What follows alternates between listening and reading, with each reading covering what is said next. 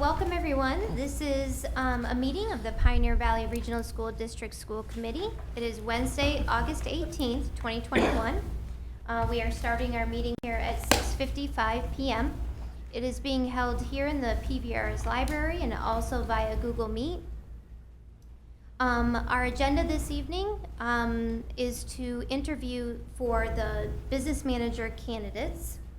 A link to view the school committee meeting will be available on our website at pvrsdk12.org, or you can view it at facebook.com/BNCTV.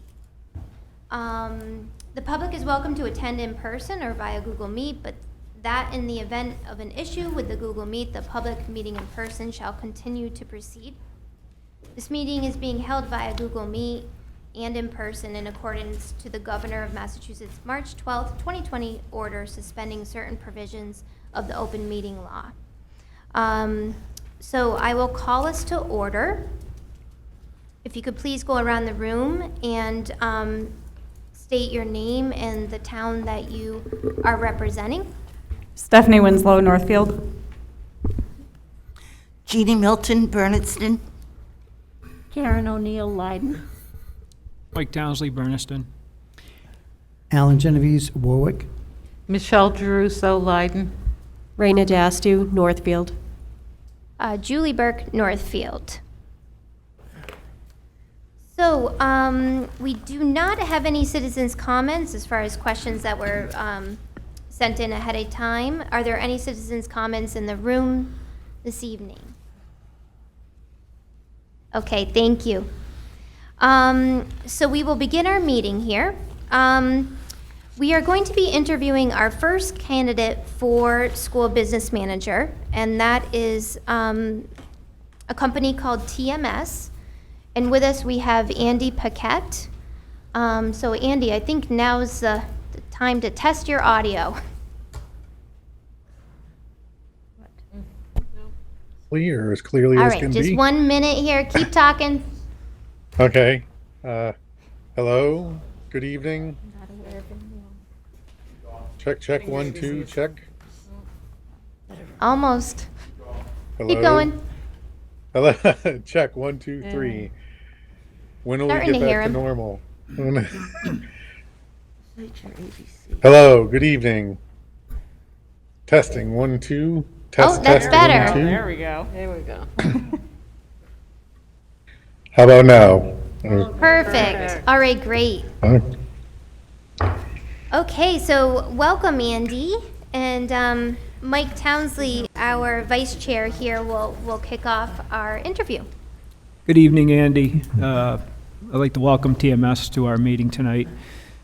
First, I'd like to have you explain what TMS does and what the service they provide on the role that you're here to look to be part of. Sure. Well, thank you for that, and thank you everyone for allowing us to introduce ourselves to you in your search. Actually, I can say starting the month of September, TMS will have been in existence for 15 years. And our primary focus is that we are providing school districts all across New England with business management services. What it is that you have, we call it the traditional business manager concept, which is the position in a district, for lack of a better phrase, 5 days a week. We provide, we like to say, enhanced services in a different service delivery model, which is the contracted service model. Prior to TMS, the background regarding how we came up with the concept was I was the lead finance examiner for those of you that have been in education a while. I call it the dreaded but now defunct Office of Educational Quality and Accountability, the EQA for short. I actually came across your school committee member Genovese might remember me from when we audited Mohawk Trail. I was the finance examiner for that review. But what I did is I was in charge of all the financial audits for the agency, in the sense that I trained all the finance examiners, which were former assistant superintendents of finance, business administrators, superintendents that had finance background. I did all the financial analysis. So that was the analysis and training, so that for the time the agency was in existence was about 120 reviews that they conducted. I personally was involved in about half of them. So when that agency was absorbed by the DOE at the time, I formed TMS, and what we did is we took, in a sense, the best practices of all the districts that we saw and reviewed, and also what we know of in existence in school business management, and took that and felt that we could provide business administrative services in a different, more cost-effective and efficient way that we feel works for districts of various sizes. I mean, we've been business administrators in small rural towns to, we were the interim business administrator for 6 months for the City of New Haven Public Schools in New Haven, Connecticut. I, as the owner and president of the company, I'm licensed as a school business administrator by the Department of Elementary and Secondary Education. I have 2 national certifications, one from the Association of School Business Officials as a certified administrator of school finance and operations, and I'm also certified by the Association of Government Accountants as a certified government finance manager.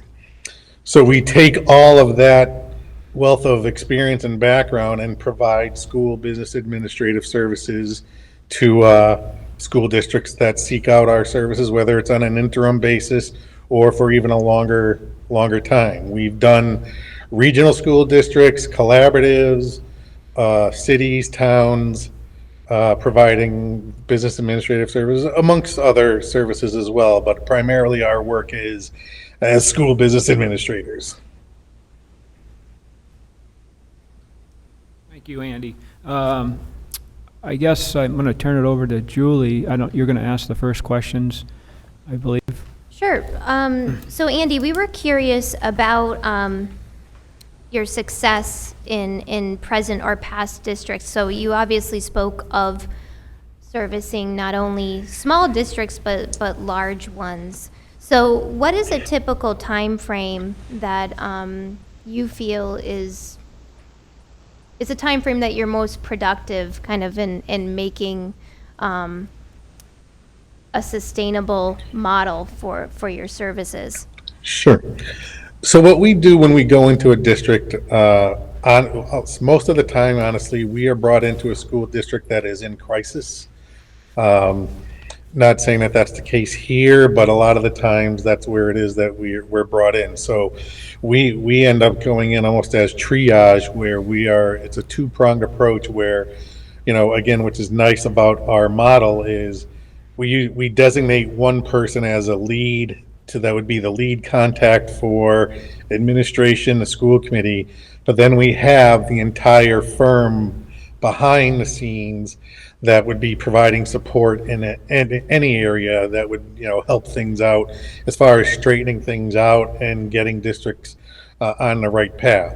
So what we end up doing is we end up going into a district and do almost as like flying the plane and while building it, do an operational review as to what is going on in the district, what are your processes and procedures, and then again, marrying that with, as I said previously, about the best practices that we know of what works and what doesn't work in districts. And, not every school finance administration operation is the same, and we're not saying that you're coming in and our way is the only way. We are sensitive to cultures in organizations, but we hit the ground running, and when we see things that, the low-hanging fruit that could end up reaping returns on operations, whether it's the accuracy of information, the timeliness of information, being able to recognize savings, we implement those and recommend those things as soon as we see them, and, explain the rationale behind it,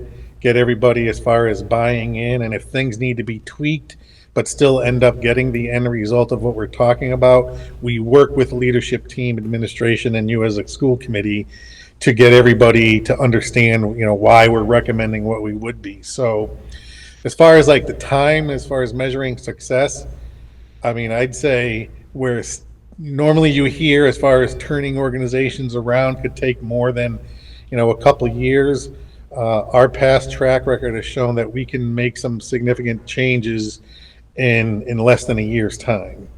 Even I'd say, 6 months or less, if you wanted to look at a timeline for that, because we just bring the volume of experience we have and the bandwidth we have with both our current permanent and full part-time staff available to us. We have many resources at the ready to help out districts.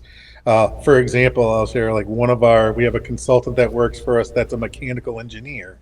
So when a school district is in need of potential services that would fall under his expertise, we end up having the resource on hand to provide immediate response time to a district and their needs in the area that a mechanical engineer would be able to provide services in, and or he would be able to connect us with organizations that could help out school districts and organizations in various areas. He happens to be the president of the Mass School Facilities Administrator Association, so we have a lot of those resources at our disposal as well.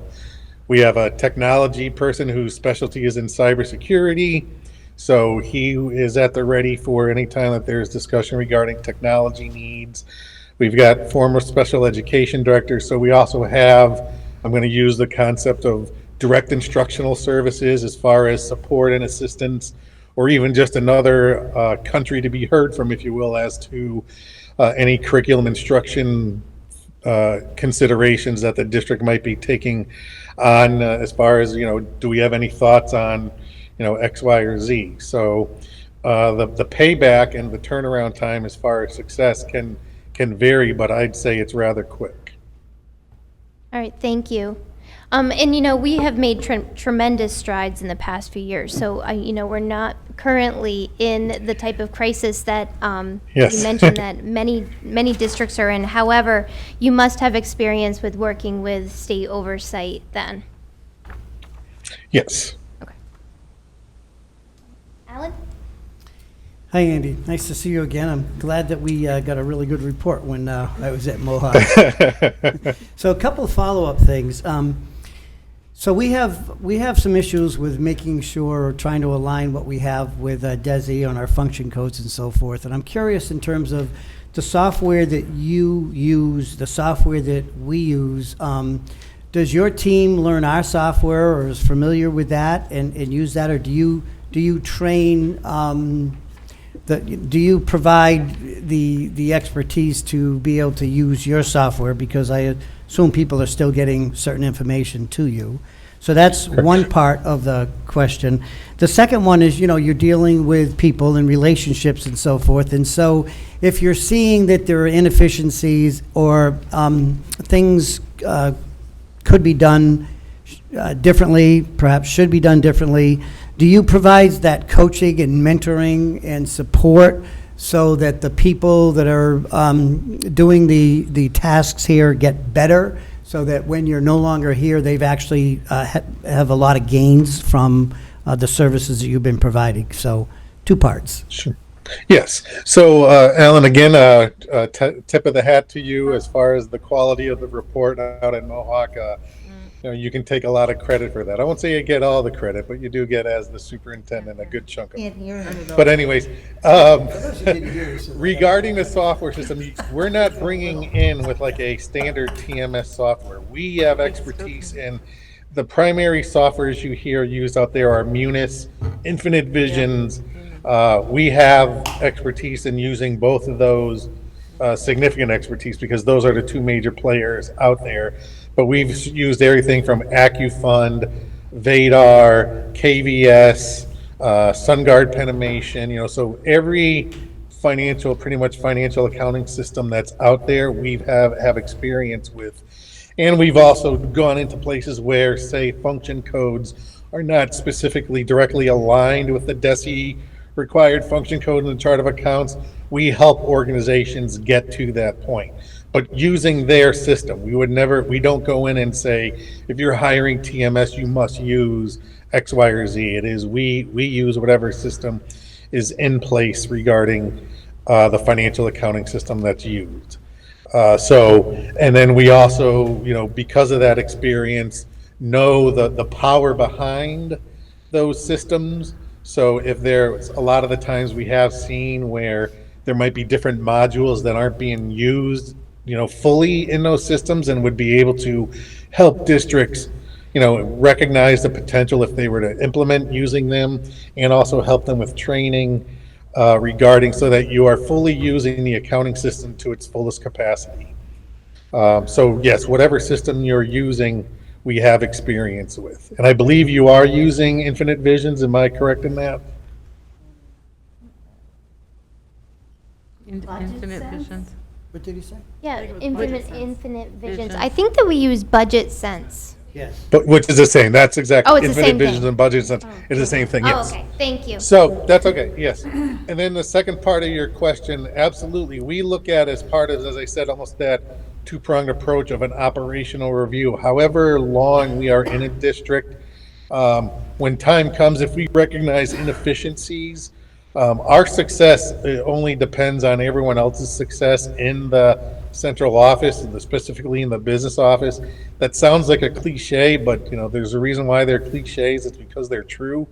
So we would end up working with the staff to help them, whether it's learn a new operational system as far as, or steps or processes and procedures so that they succeed, because we truly can't do our job, and a traditional business manager couldn't do their job if the business office wasn't running effectively or efficiently either. So yes, we would train them on any changes or anything that would go in place so that they have that basis and foundation to just only grow from whatever it is that, the changes, and helping them improve how they do their jobs. We don't, excuse me, we don't go in, it's another, I know some places have that, I'll say it's a perception where we're not going in to replace a business office. We're going in to provide your business management services and work with the staff to ensure that processes and procedures are in place so that those that need to make the decisions regarding budget and financial decisions have that information at the ready so that they can do so. So any new training that would be required, we would do so that there's success across the board. Thank you.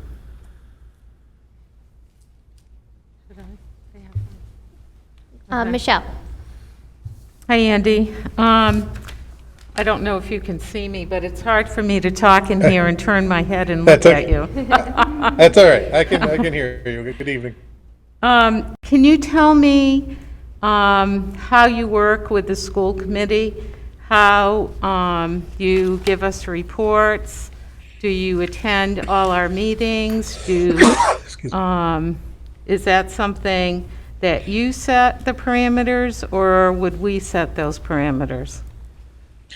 So normally what happens is, we work as the business administrator. So whatever expectations you as a school committee would have of the business administrator would be no different than hiring us as a contracted service.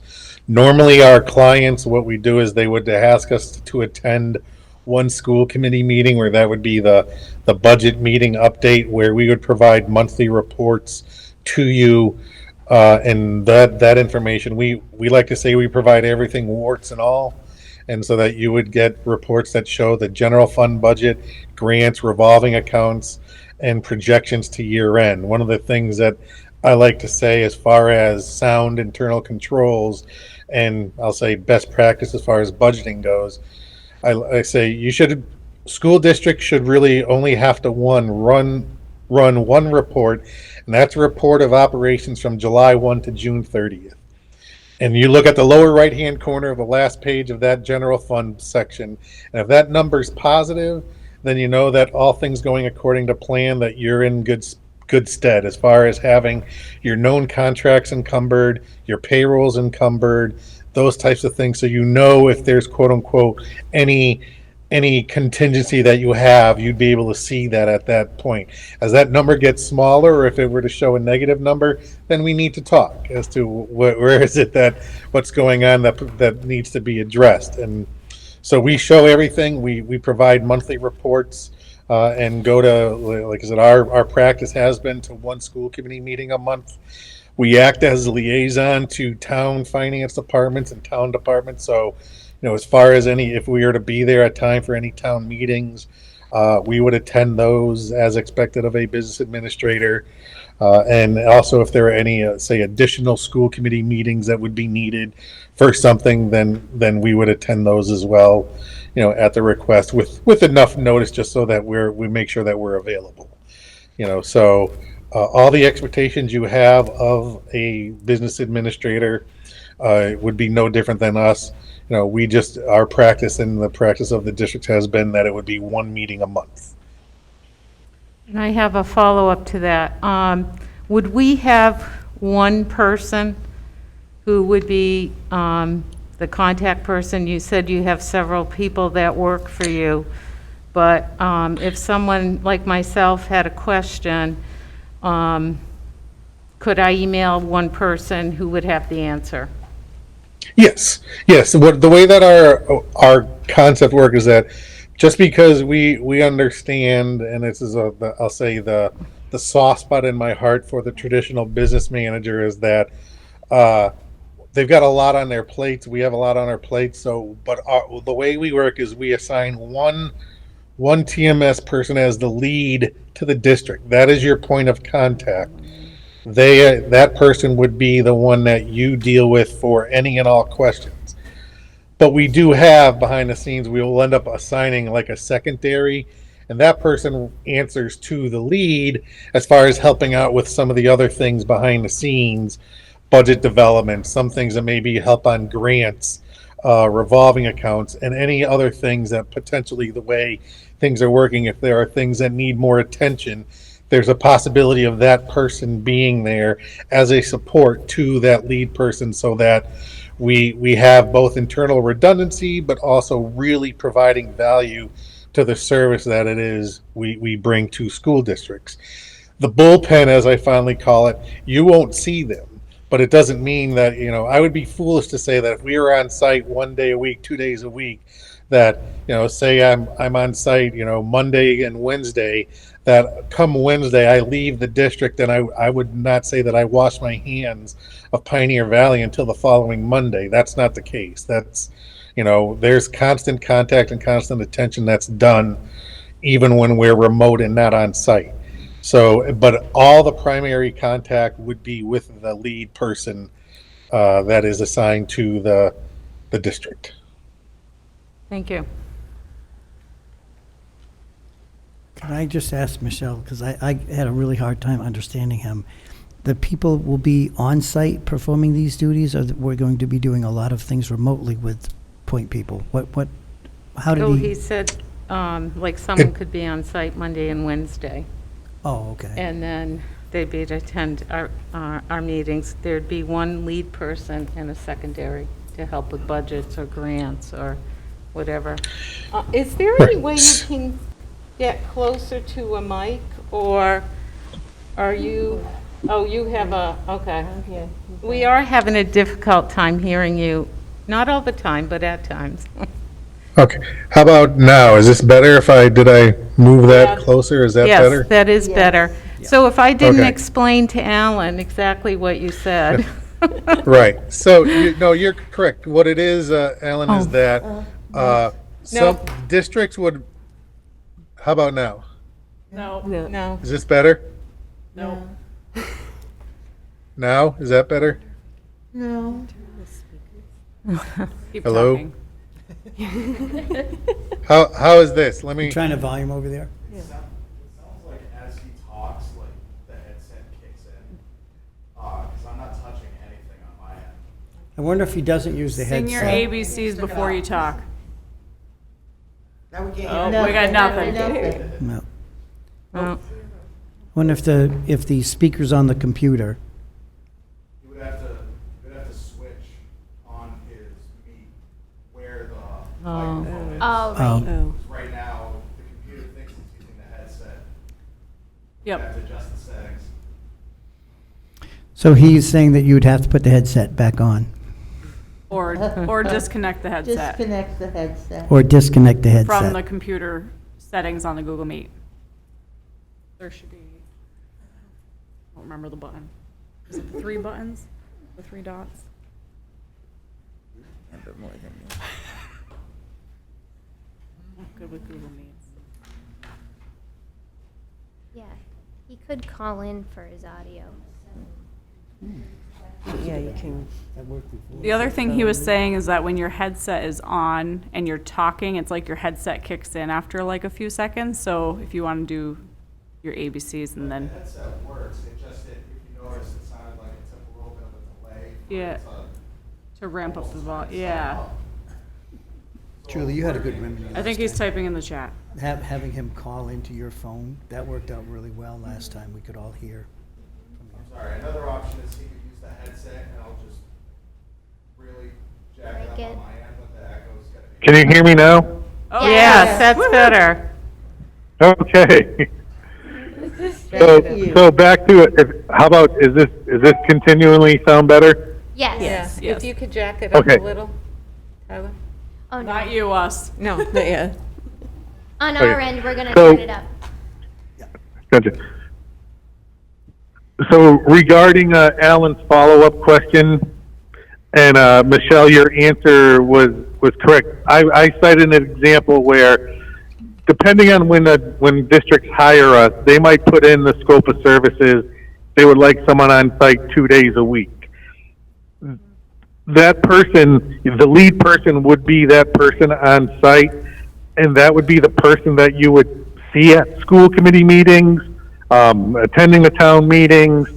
But then there's the people behind the scenes where, there may be another person that is in the business office, but that would be person doing the work to support that lead person. But there's always one person, one point of contact that you have regarding any questions you have concerning things. It would be that lead person that's assigned. And so it's a combination of both on-site work and work done remotely, because there is that personal connection interaction. Even though what we learned in the last year and a half, that's been quite honestly proof of concept for TMS, we recognize the need for the personal contact and interaction regarding, that it's not just some outside organization that nobody sees providing services that are of importance to finance management. Great, thank you.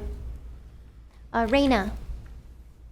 Okay, so I'm trying to figure out exactly how to phrase this, but I was curious to know how you would start to build those relationships with the existing staff and the administrative team. So we would look to have meetings, and then regarding the administrative staff in the business office, we would have regular meetings with them, even after we say, if depending how long we're there, hitting the ground running, see how it is that we can help them, ask them for obviously things that we would need.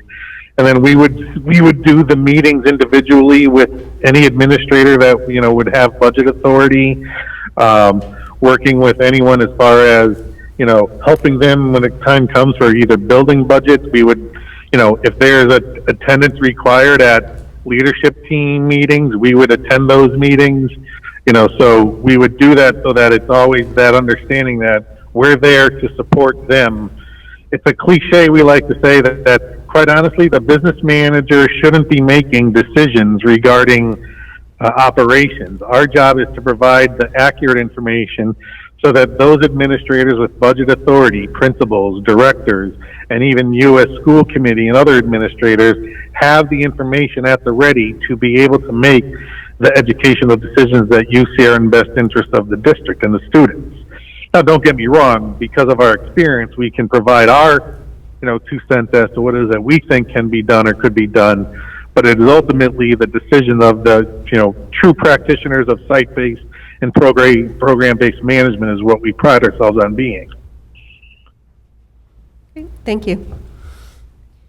So Andy, we just have a few minutes left here. So we were just curious as to, your company's experiences. Do you have any examples of cost-saving initiatives that you've brought forward to districts? Sure. What we have done, and we've done it now for about 3 contracts, is we've done a joint transportation bid for the Granby Public Schools, the Ware Public Schools, and the Belchertown Public Schools. We've done joint trash and recycling bids for Belchertown, Ware, and Ludlow. One of the people in our bullpen is a transportation routing expert. So when our former clients, we actually did the transportation routing where we saved the district on allowing them to be able to reduce their bus routes by 3 buses. And, you know, we do a lot of things in the area of purchasing where we can provide, you know, our own little, say, cooperative purchasing.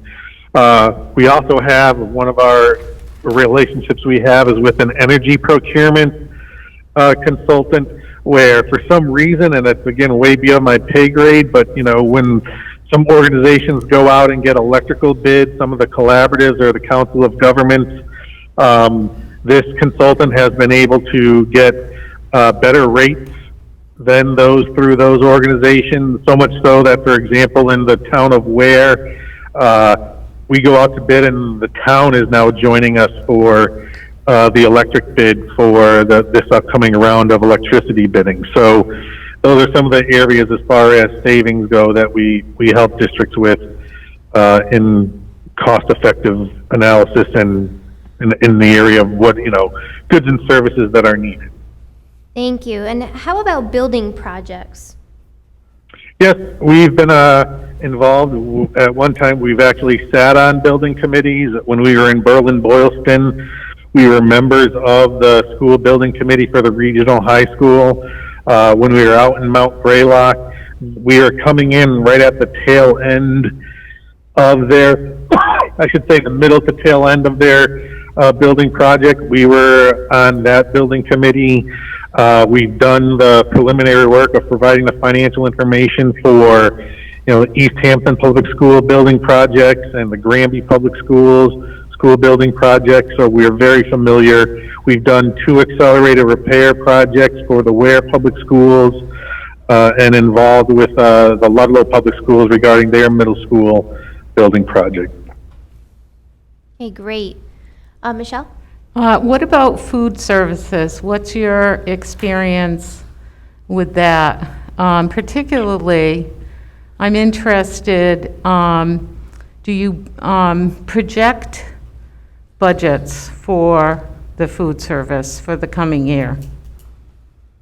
So we can and we have. That's a thing where sometimes I'll say, not that it's been a challenge, but food service is always, I would say, one of those areas that I don't want to say somewhat nebulous, but we do go in and look. What we'd end up doing is look at the trends over previous years. We would talk with the food service director regarding what expectations are, projections on participation, you know, free and reduced lunch numbers, and then look at what budgets have been regarding the expense side and projected revenue. So it's, in a sense, it's no different as we look at it than revolving accounts as far as if there's an athletic revolving account or, you know, what it is that you plan on using for school choice. So it's no different than that area as far as projections go and projecting out.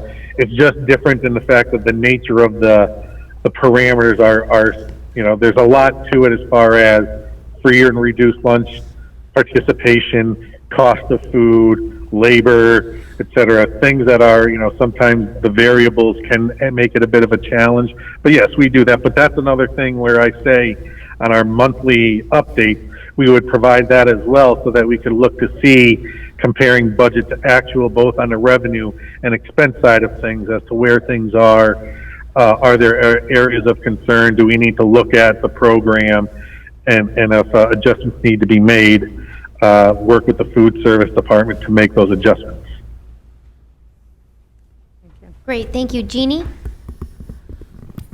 Hi, Andy. My name is Jeannie Milton, and I was wondering what your experience is in meeting with the different town select boards during the budgeting process. Thanks for the question, Jeannie. Nice to meet you virtually. It's, again, I'd say we work, you know, as much as sometimes there's differing views, you know, they have their concerns, but we look at it from our point of view as we hold ourselves to the same standards that legal attorneys do, which is we are going to vigorously defend the interest of our client being the school district. But we always do that in a professional manner where we want to have the dialogue with them regarding what is it that they need to know, what is it that they want to know regarding the budget and the finances. And again, similar to what I said about sharing things, warts and all, we have that open dialogue with them to make sure that they have that level of understanding regarding, say, come budget development time, why is the budget going up X percent, why are we asking for this in the assessments, and have that open dialogue so that there is the understanding. Now, is there going to be acceptance to it? More, we'll see, but at the same time, we can't say, that we didn't do our due diligence to make sure that they understood, what it is that they needed to as far as why the school committee was coming forward with the budget and also any and all financial information they need so that they can make the decisions on their end that they need to regarding the school district. So, it's an open dialogue. There are meetings that are required to be had with the Board of Selectmen, Board of Finance. We make ourselves available and be willing to do so. I've done and have offered to do for all our clients kind of a school finance 101 lesson for both administration, school committee, and I've offered it up to even Board of Selectmen and Board of Finance so that they can get say from the school side, why is it that we have to do the things that we do? Because even though it falls under the umbrella of governmental accounting and fund accounting, school budgeting is a different beast altogether than general municipal accounting. Thank you. Thank you. Alan? Andy, this may be a reach, but I'm curious if you've been involved with this. As you probably know, we're looking at hiring an interim superintendent, would probably be pretty actively involved in any negotiations or collective bargaining. But as you know, that's a function of a business administrator to run numbers and look at projections and what the various scenarios would result. And do you have experience in that, or how do you approach that? Yes.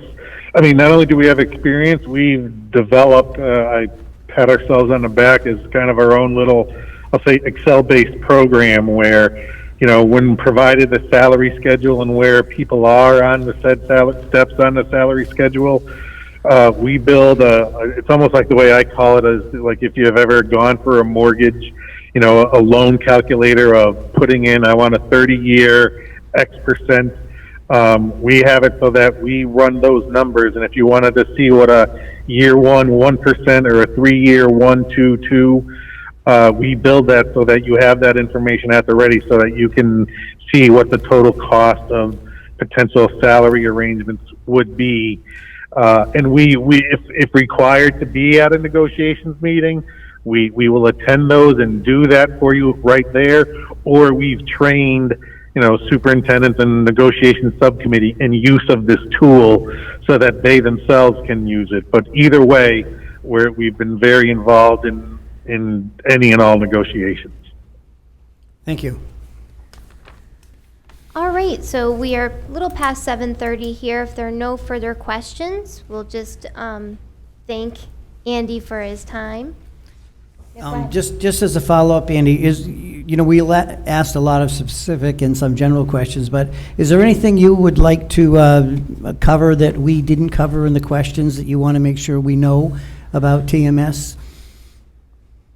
I'd say no. I mean, I could send you, and when but I know you've got your other interviews and meetings. But if it would help, I've got some literature regarding some even more examples of things that we brought to districts regarding savings.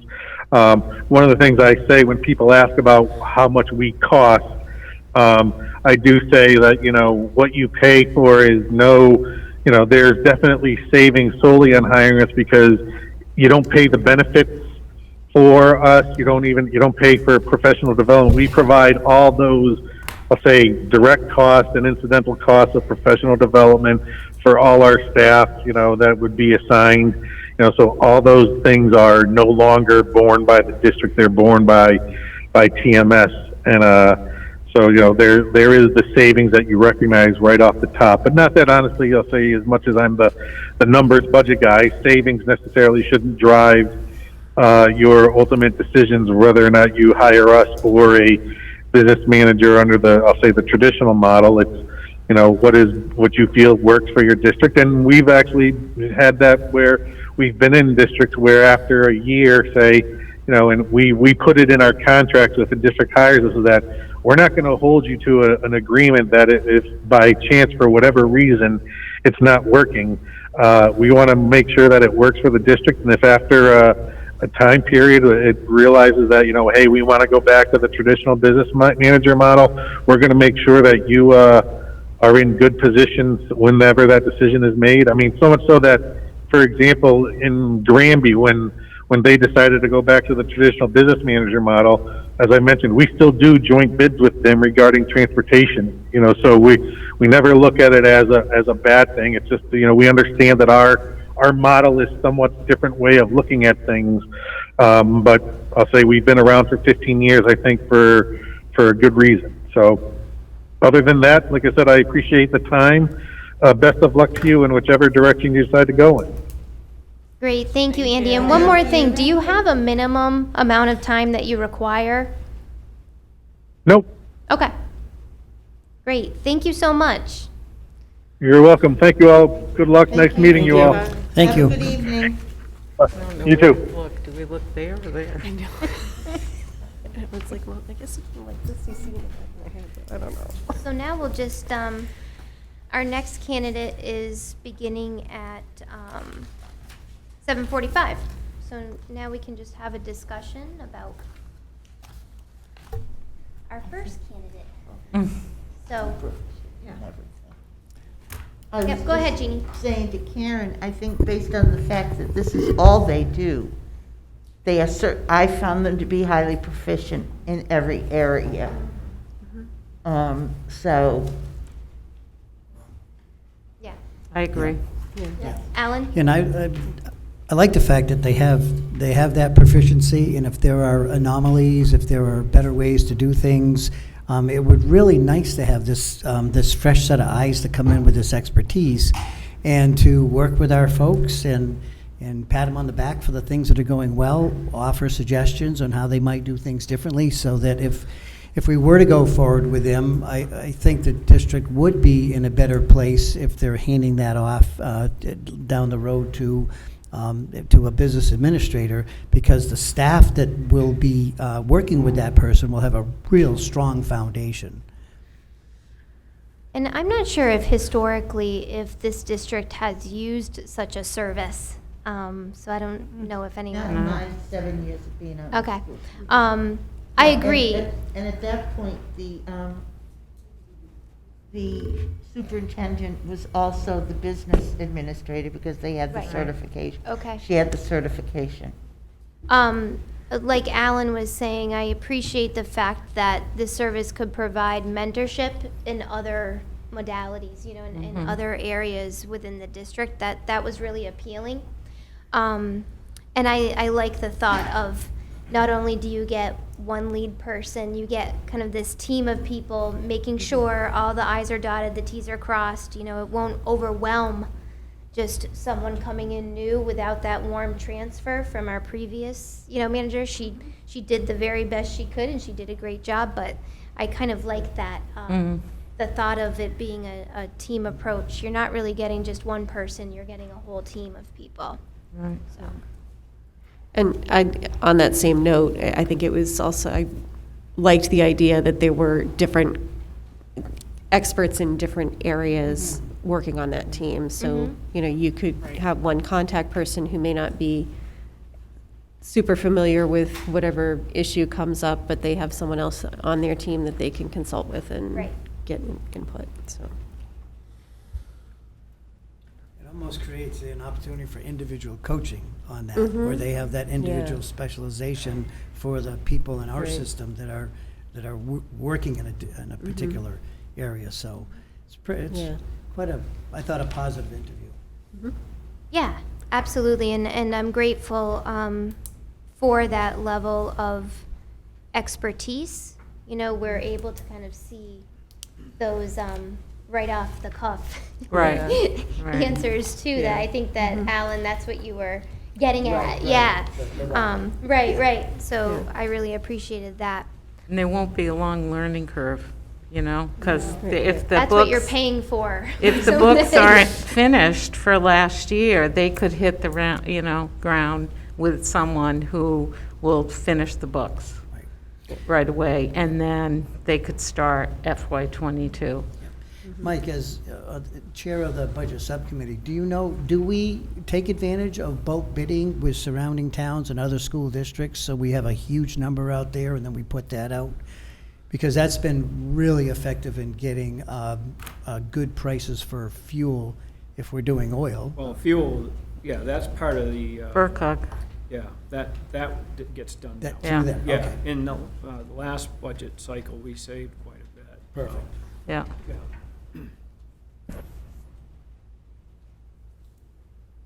All right, anyone else have anything to share?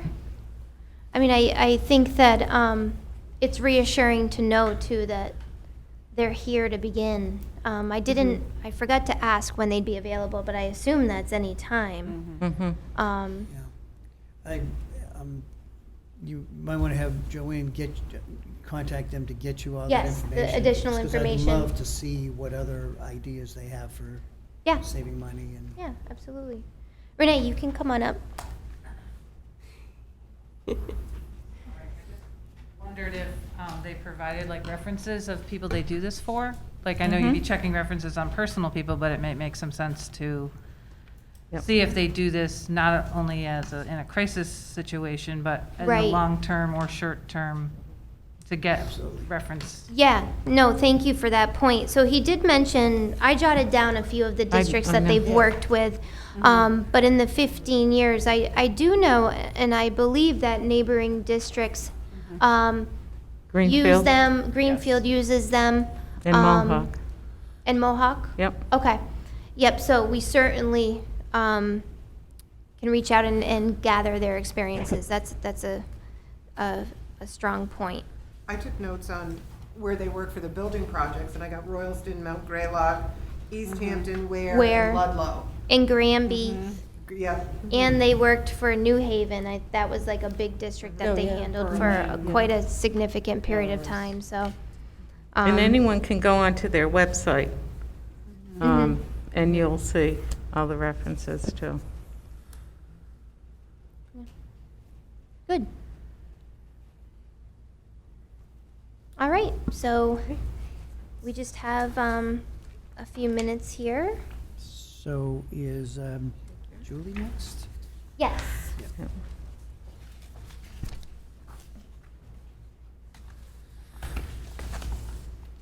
And she's in person? Yes. Yep. Yes. Yeah. We're good to go? Do we know what Yep. questions we're asking? You can go ahead and bring her in. Do we know what questions we're asking? Oh, yeah, are we, Oh, yeah. So. should we just go around the table? I know mine's number 4. I'm number 8. Nathan, do you want to do? And Mike is The 6. first one, that was David's. Yes, we've all the opportunity to read your resume. Yep. Yep. Yeah, yep. So then that will be Nathan. And Rena has 2, and who has 3? Me? Stephanie? Yep. And then Michelle? Michelle's 4, who has 5? That's open. I'll do it. Stephanie? And then Mike? 6 is Mike, 7 is, 7 is me. Oh, Jeannie. Jeannie. Hello there. Hi there. Hey. there's Julie. Welcome. Yes, absolutely. So if you don't mind just stating your name for us. Sure. I go by Julie. I'm Julie Colboys. Excellent. Nice to meet you, Julie. Nice to meet you. Excuse me, Julie, could you just say your last name again? Colboys? Old Boys. Yes. Just the way it looks, thank you. My name is Julie Burke. I'm the chair of the school committee. And then we'll just go around the room and introduce ourselves. So I'm from the town of Northfield. Stephanie Winslow, Town of Northfield. Jeannie Milton, Town of Bernardston. Karen O'Neill, Town of Leiden.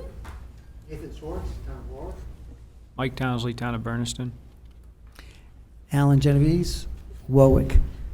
Michelle Geruso, Leiden. Raina Dastu, Northfield. I'm Claire Brennan. I teach here at school, and I'm the union president. Nice to meet everyone. You won't be quizzed on that, so. Thank you very much. All right, so Nathan, I think you have. I'm starting off. Yeah. So we all had the opportunity to read your resume and your application materials.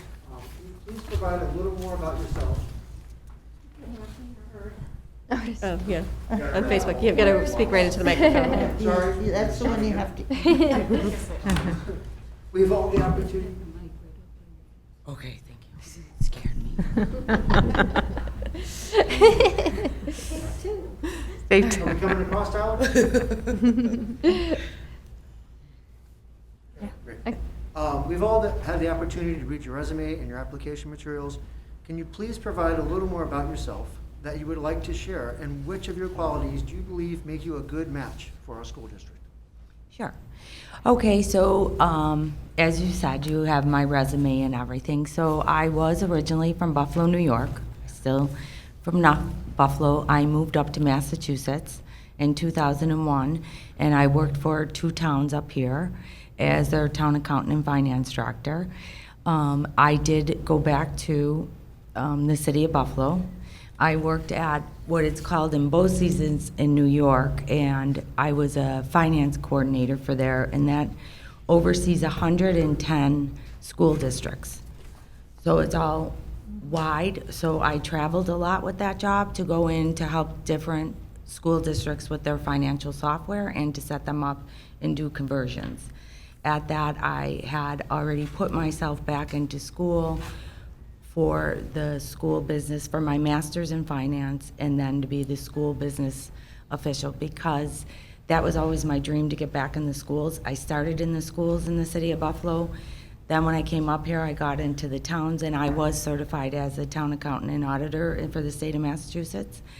And then I was I was on the verge. I was at the University of New Hampshire going for my executive MBA, and so that I could go back and get onto the school side, because I really have a passion with the school sides for financial resources to work together for the kids.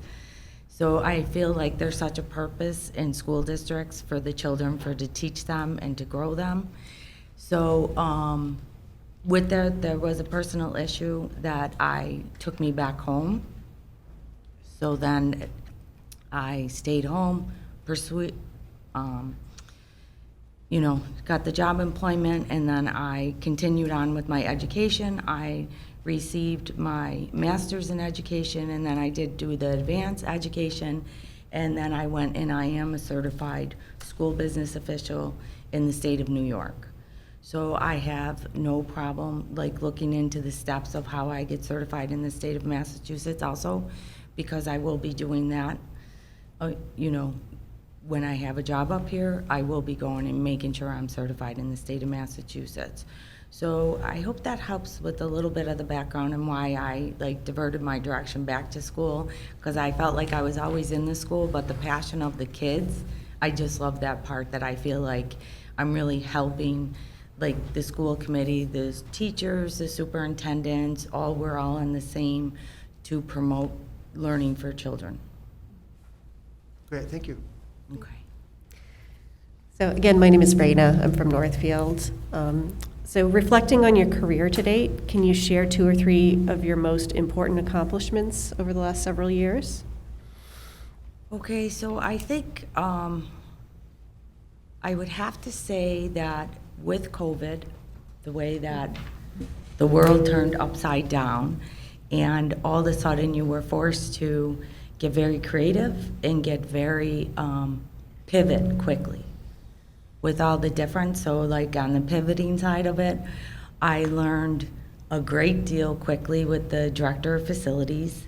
of, school was out, okay, what's the guidelines, what's going to happen if we have them back, the scanners, the masks, the distance, the moving the furniture, the HVAC systems, like all of that came into play, and then working right hand in hand with the director of facility and our nurses to make sure that we were meeting all the CDC guidelines and how the kids, and then as you're still doing that, I'm pivoting to the food service department and figuring out, okay, the kids aren't here, how are we providing schools, what day? So we came up with a drive-through. And then, and I was really proud, there was only 3 that came in working in the cafeteria all the time to do it. And with that, they came up and they said to me, Julie, would you mind, can we do, we'll stay extra on our time, can we bake 2,000 cookies and do 1,000 to one of our hospitals, Buffalo General, and the other 1,000 to ECMC? And I was touched by that. I was like, that's a wonderful idea, and it looks good, that we're giving back as a school too, because a lot in the community are giving back to us to help us with our kids too. So they did that. We did that for 10 weeks. And then, like I said, we were constantly pivoting food service. I had to go to the state, see if we could get qualified for the summer program again, so that the money was coming in for that. And then when the kids did come back to school, and if some were remote, we were still liable to feed them children. So we had to come up, it was just a constant. So it was constant with director of facilities. We had food service going, and then with that, the IT department I oversaw. So then we were fortunate enough that we had Chromebooks for all of our 900 students, but they were in-house. They were never out. So they were all on the cart. So to unplug, to get plugs, to make sure we could deliver so we did drive-throughs a couple times a week for parents to pull up and for us to be able. And then I was calling Verizon, T-Mobile in Buffalo Spectrum to see with jetpacks, to see how we could get these children on internet, because the charter school I was at was a very low funding school. So, and then with that of doing with the teachers, and then they would have to learn Google Meets and all the different softwares, and then what was applicable for them, and then our firewall was given us. So in the midst of that, I had to go out and bid and do a new firewall with them. So I think that's our biggest is it was just a constant of knowing the resources, knowing the revenues still had to come in. You have to know where these children are, because I'm billing the districts where the kids are. So it was a constant. So I think that accomplishment with everybody was amazing to see how everybody was pivoting and doing the best to keep the focus on how are these children going to continue to learn. And just a quick follow-up, what do you see as 1 or 2 potential challenges that you might face in our district if you're selected as our Director of Finance? I think the first challenge all the time in a school district is to get to the organization, your beliefs, and to understand where you see your district, where you would like to see your district in 5 years, 10 years, how you feel with the students. That's always the challenge to meet the needs of the school district itself. And then the other one would say is, just to learn all the different financials of, I did do all of the state of Massachusetts financials on the town sides, and Maynard had 3 schools, Dover, Sherburne had the 3 schools that I was in the regional. So I do know some of the forms, but I will have to learn the school side of all the financial forms to send into the state of Massachusetts. Thank you. So you kind of answered my question, but could you tell us about a time where you were creative or innovative? Maybe a different example. Okay. I try to make sure that it's running the most efficient way possible that we can.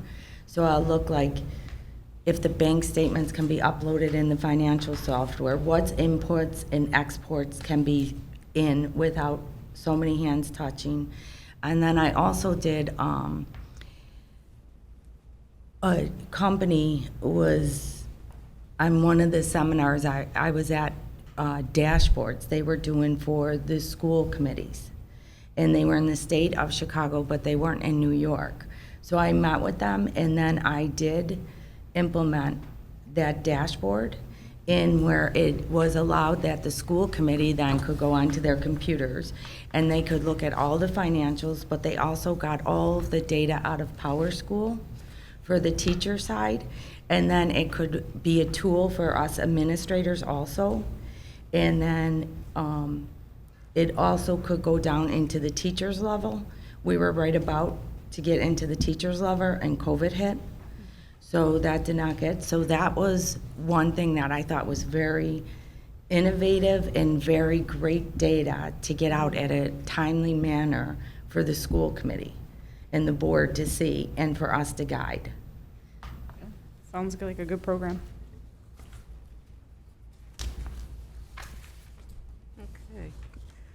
Hi.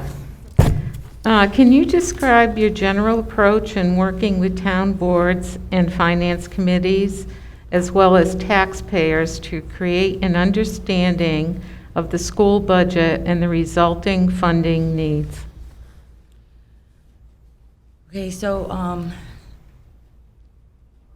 I feel the best of any budget is to be as transparent as possible, because people might not like certain things, but if they're told them and they're educated on them, at least they have the knowledge of why or what is happening and what the choices were. So I'm totally transparent doing the budget process, and when I have done the budget process, I have done budgets now for, I think, 20 years, is that I start out looking at myself for the revenue side to see like what grants, what the taxpayers, not like in the state, but your assessors, to see like the tax rate and waiting for them to do their tax rate and how that's going to affect each different town for your budgets. So to work along with them on the revenue side, and then I'll start like usually like in November with, and also like the finance meeting. Usually here, but in New York, I met with the finance committee. There was 2 members every single month. They met, like our board meeting was Tuesday nights, the third Tuesday. The Thursday before the board meeting, the 2 finance members came into my office and sat and met with me. So I went through all the questions, all the details, what had happened on the monthly basis. So if they were questions, the board members are also educated with me of any changes or anything that was happening. So the finance committee to meet, and then also the direction from the board and finances of the overall of what you're looking for in a budget and that, and then I start from there. Like to see your guidance, what you would like to see, and then I go and sit with every single department head and go through the budget lines with them and see where they are now, a snapshot picture, where they think they're going to land at the end of the year, a projection, and then what they feel that they would need for next year. And then I go through that process with every single one of them. And then once I'm gonna get closer to try to be a balanced budget, then I will, present that to the board again. Then I'll sit back down with the department heads, if we're not in a balanced budget, to go through it again. But usually by the time that we're sitting in the department heads, it's usually a balanced budget. So that's because there's been so much work done beforehand for the months coming. You start in November, and then by March, you're ready to do a balanced budget. Thank you. But a lot of times, you're waiting for the state for your aid. So sometimes you have to wait on your revenue.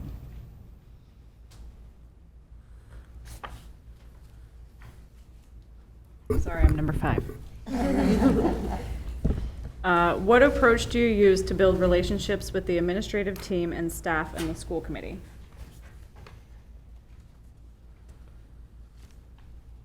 Okay, so, administrative team. Okay, so the administrative team usually falls on the director of your superintendent. So there's times like the superintendent, he might do every other week or once a month meetings with the administrative team. I always think like the finance office usually always has a lot of flow from all staff because you have payroll and you have the payables. So they're usually a constant flow of coming in. So that's one way that then I'm able to meet them because usually I'm in the office. So unless, and then when you're coming in to question and that, and then I'm putting faces in.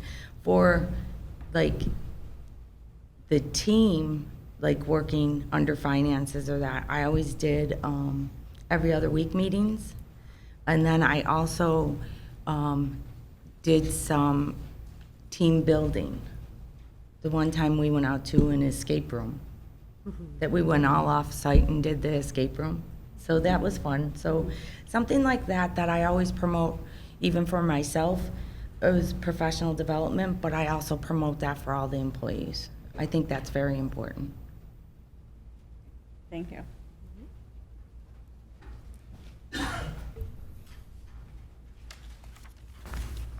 You. Good evening. Sorry. Please discuss your philosophy on managing and supervising your staff that you would have control on under you. Okay, so I have a very open policy. Come in, there's times I'm always willing to listen, but it doesn't mean that I'm going to be able to grant everything that you're asking me. So, and I follow the policies and procedures, because throughout my whole career, I have felt like that's the one thing not the one thing, but a main thing that I truly like about it is that there's so many laws that I have to abide by. So I could say no, but I'm saying it because you're violating this. It's not, we have to do it this way. It's not that we can't do it. Sometimes we're not going to be able to do it, but most of the time, we just have to do it the right way.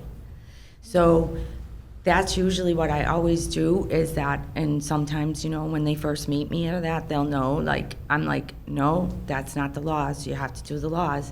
And then they're like, and then after a while, they're like, oh, this is so much nicer. And I'm like, yeah, because it's not personal. It's all business.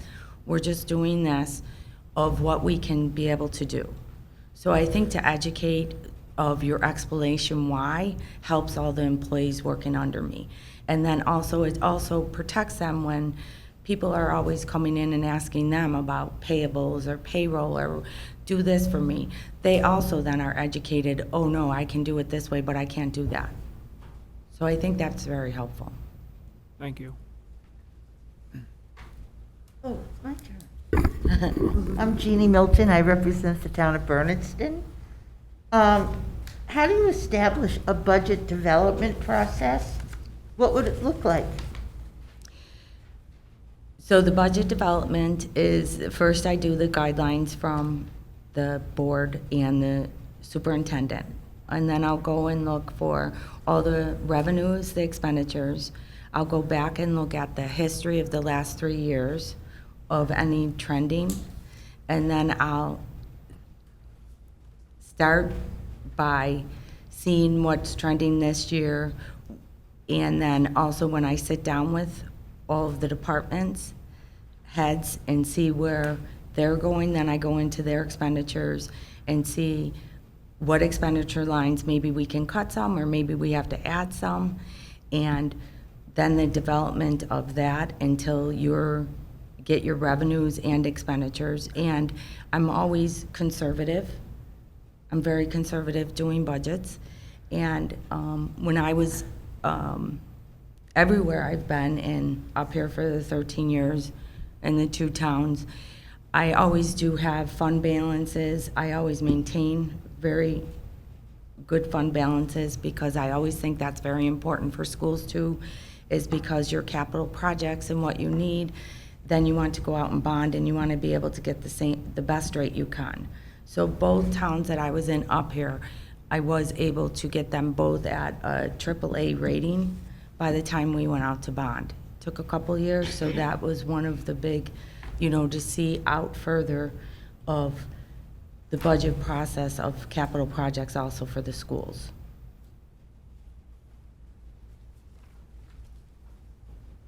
Great.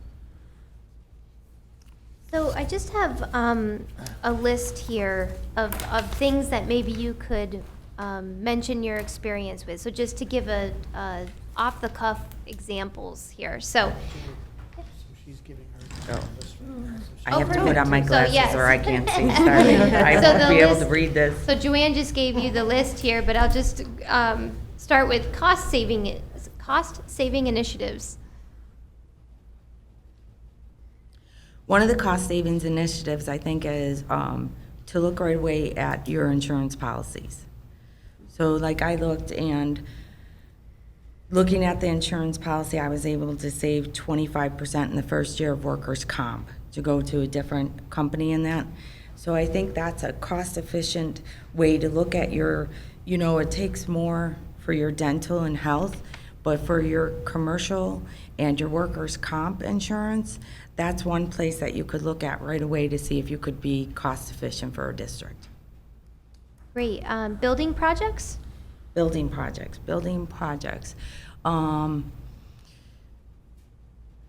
I've been on several different building projects. In the town of Dover was the elementary school. Then they did a middle school renovation. In Maynard was a high school. Sold a school building. Great. Could I ask a follow-up on that? Sure. So in doing those projects, on time, under budget, how did? Now comes the tough I part.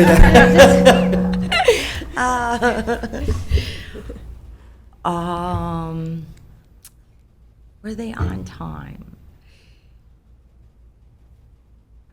Well, you know how they always put in the 10%. And in Maynard, I wasn't there for the final, so I can't answer that without knowing that. And did we project and come in with the budget, and did we get a great pricing on it? Yes. In Dover, did the school open? I think it was 1 month late. So that was very good. That's good. That was a good, and the middle school renovations were on time. So on that way, but was it very challenging with the contractors and subcontractors? Yes. Very challenging. Yeah. Fair enough. Thank you for your honesty. Okay. Great answer. Experience with financial forecasting. Done that with towns, with schools, with all the districts, 5-year, 10 years out for, capital projects, especially like in towns, for example, was always like your police cars, you roll them over, keep them on a schedule so that not all of them can break at the same time. Highway department, your fire trucks, same with schools equipment, if you own your tractors or your fields, or your HVAC systems, especially now with COVID with the air, so that, and especially your IT department for the cost of that. So you want to know the life of everything so that you're constantly trying to close the gap of any major surprises in a budget year for your board, for your teachers, for your towns, for your citizens. So. Procurement. Procurement. So I've been out on procurements for schools, for buildings. I've been out on procurements for school lunches. We had a third party, so RFP, and then to go through that whole process of that, and then also to make sure that it's approved by, at that time, you know, it's New York State, and so we make sure that it goes through all the processes and the procurement laws for any of the biddings, 30B on any of your equipment. And if they're under state contract, then you don't need the 3 bids. So hopefully you always try to do your state contracts first, so that really helps on the process of procurement. Special education. Special education. So special education,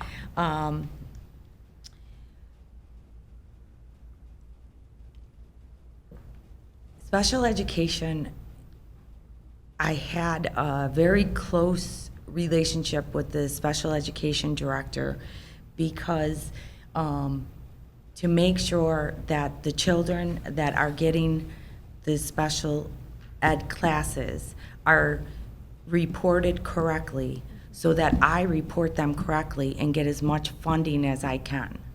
So that's a lot of revenue sitting on a table if you're not doing that. So I sat with the special ed all the time. We had it, you know, because then I'd sit with her, then I would go into the main office, make sure that they have them in the software correctly coded so that I could pull it out and I could put in the financial forms and make sure that we were getting as much aid as possible back for those services. Sure. Did you have the staff, you know, filling out the bubble sheets for their direct services to kids, and then that would go Yes. through the business so that it actually percolated up through the people doing the services to make sure you were capturing all the minutes for direct services? Yes. So the special education director that I sat with, she did the bubble. Okay. She sat with each individual special ed teacher. She did all of the bubble. Then she sat with like the home districts where these children were from. So then when she sat and had huge files on what classes, what services each individual children, and we would sit to see, because there's 3 different levels of what the reimbursement can be. So then when I would get that, I would sit with the person that puts it in to the system for the Good. children through, I said the software before, now I'm not gonna say it. EPIMS? What? Like, At any rate, sorry, I'm really throwing a pleased 'cause blank in That's my. a lot of money that could be left on the Yes, table, so so I'm that's- really glad that you're really involved with that from the business. Yes, side. Thank I'm you. very involved in that because that is a lot of money not to leave on the table. Town government. Town government, I did it for 13 You're- years in the state of Massachusetts. I worked very closely in town government with the assessor, you know, because she's always your revenue. So like how it's important not to have special ed sitting on a table and making sure the children, well, on the town side, it's that vital of sitting with the assessor and making sure that she has all the assessments, if there's any new builds or renovations, and that assessments were made, and that she has a schedule of constantly doing assessments, because there's no way you can do every single home in a town an assessment in a year. So she would have them on 3 years or 5 years. But everyone that pulled a building permit had to go up to the assessor's office, so that she went out and made sure that assessment was getting the most revenue back for us to start our budget. Great. And negotiations and collective bargaining arrangements or agreements? Okay, so I've sat with negotiations and collective bargaining agreements. I sat on the side with teachers' contracts. I've done highway contracts. I've done where the non-instructional weren't in unions, so they go by the employee handbook. So like to create a new policy procedures in the employee handbook for benefits and wages for non-instructional employees also.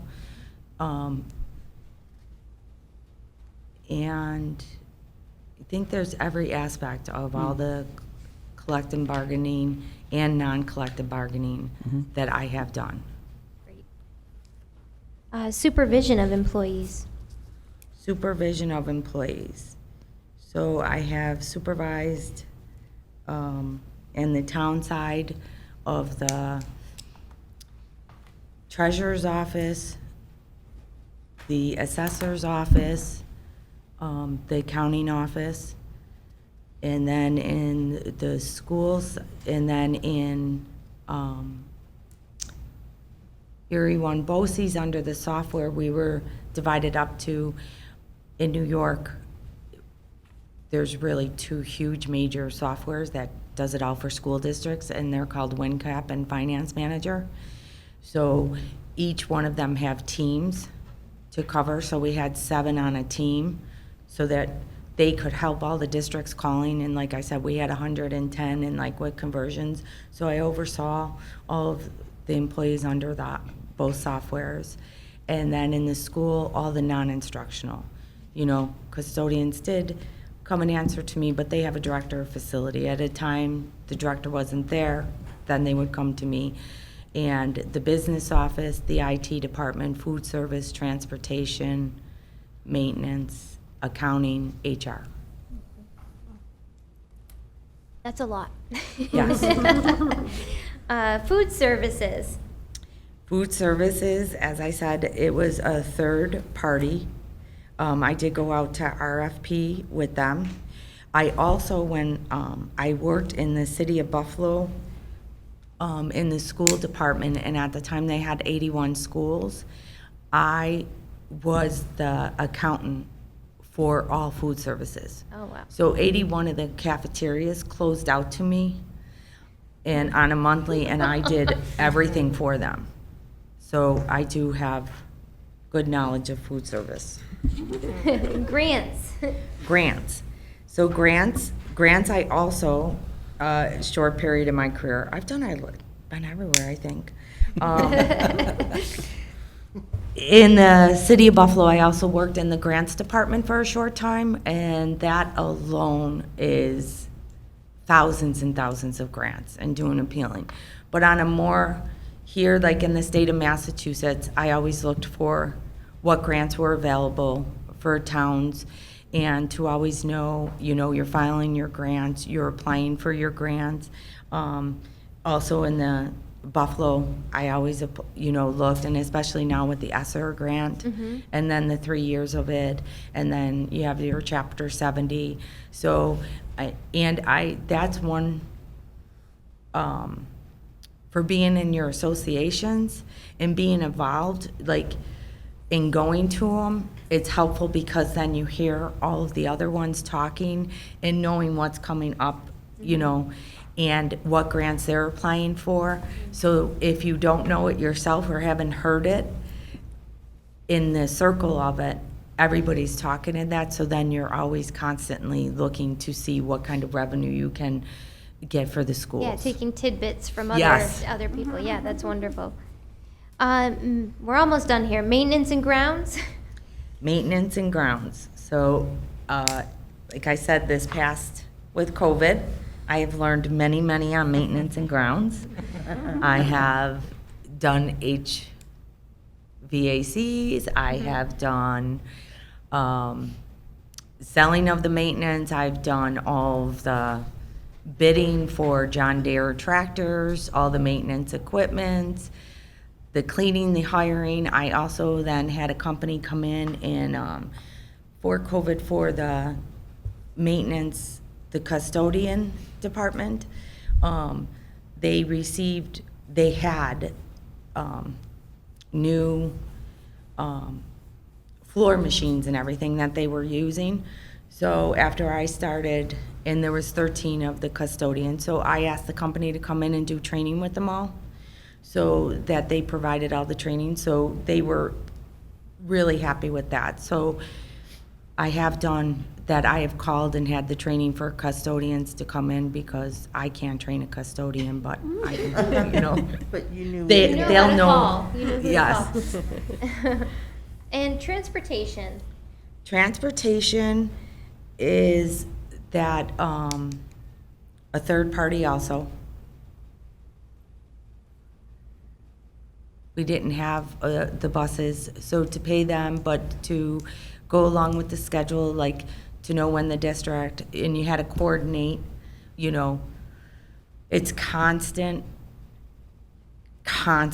every single day is transportation. When a school door opens, it's every single day something is going in the morning and something is going in the afternoon. Like, I get a phone call the one time and they're like, he's not off the bus, and I'm like, what? And the bus driver actually pulled in and the child was sleeping in the back of the bus. Went past and pulled in, and those parents, I was like, oh, like, how do I even try to do, like, I'm like, we know where your child is, so we have him, but he was like way away from home, and the bus driver actually just went back to where the transportation department was, and he did have a student, 6 years old, still on the bus with them. Sound asleep. Yeah, so transportation is a constant. Well, thank you very much. Thank you. My turn. Hi, Julie, I'm Karen. If you were selected for this position, what would you be focusing on in your first 90 days? Okay, so especially now in this time, is that the first 90 days would be, my first 30 days would be looking at where the budget is of what you just passed, what you're working on, and knowing what the guidelines are going to be. Are children coming back? Are the teachers, you know, to look at how that is, to see if, and I think the first 90 days is going to be a pivot also. I think it's just going to be that you're going to be able to, you're going to have to stay flexible and pivot. And collaborate with everyone, because everyone is in this together, and we're all here for the same purpose, is how are these kids going to learn, and how do we get them to the next level, and to help, like, all the way to the teachers, to the custodians, to the main office, to everyone. Thank you. Thank you. All right, so is there anything that we didn't ask that you hope to be able to talk about this evening? What are your guidelines as a school district, and what do you aspire to receive, and how you would like your finance director to run your district? So, I mean, I can certainly start. I think that, you know, transparency is very important. We are a district comprised of 4 towns. So when you mentioned collaboration with the finance committees of each town, that really appeals to us as well as them. You know, we hope to have a business manager that will work very collaboratively with the superintendent, but also with us here in the school committee.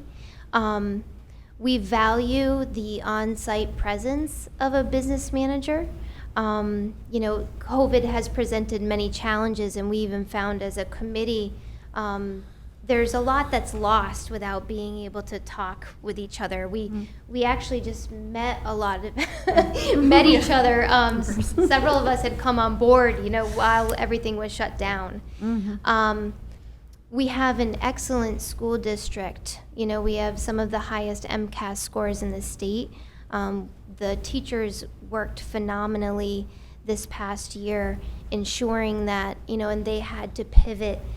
So we sustained a hybrid model where there was a split schedule of the families that wanted to send their students in person were able to do so on a rotating schedule. So there was a mixture of online learning as well as in-person learning, which of course was incredibly challenging for the teachers. They had to have 2 models of delivering their education. So we're looking forward to. We understand that there will be, of course, ever-evolving changes, but we're hoping to have this model. We are planning on being back in person fully, along with the guidance from the state.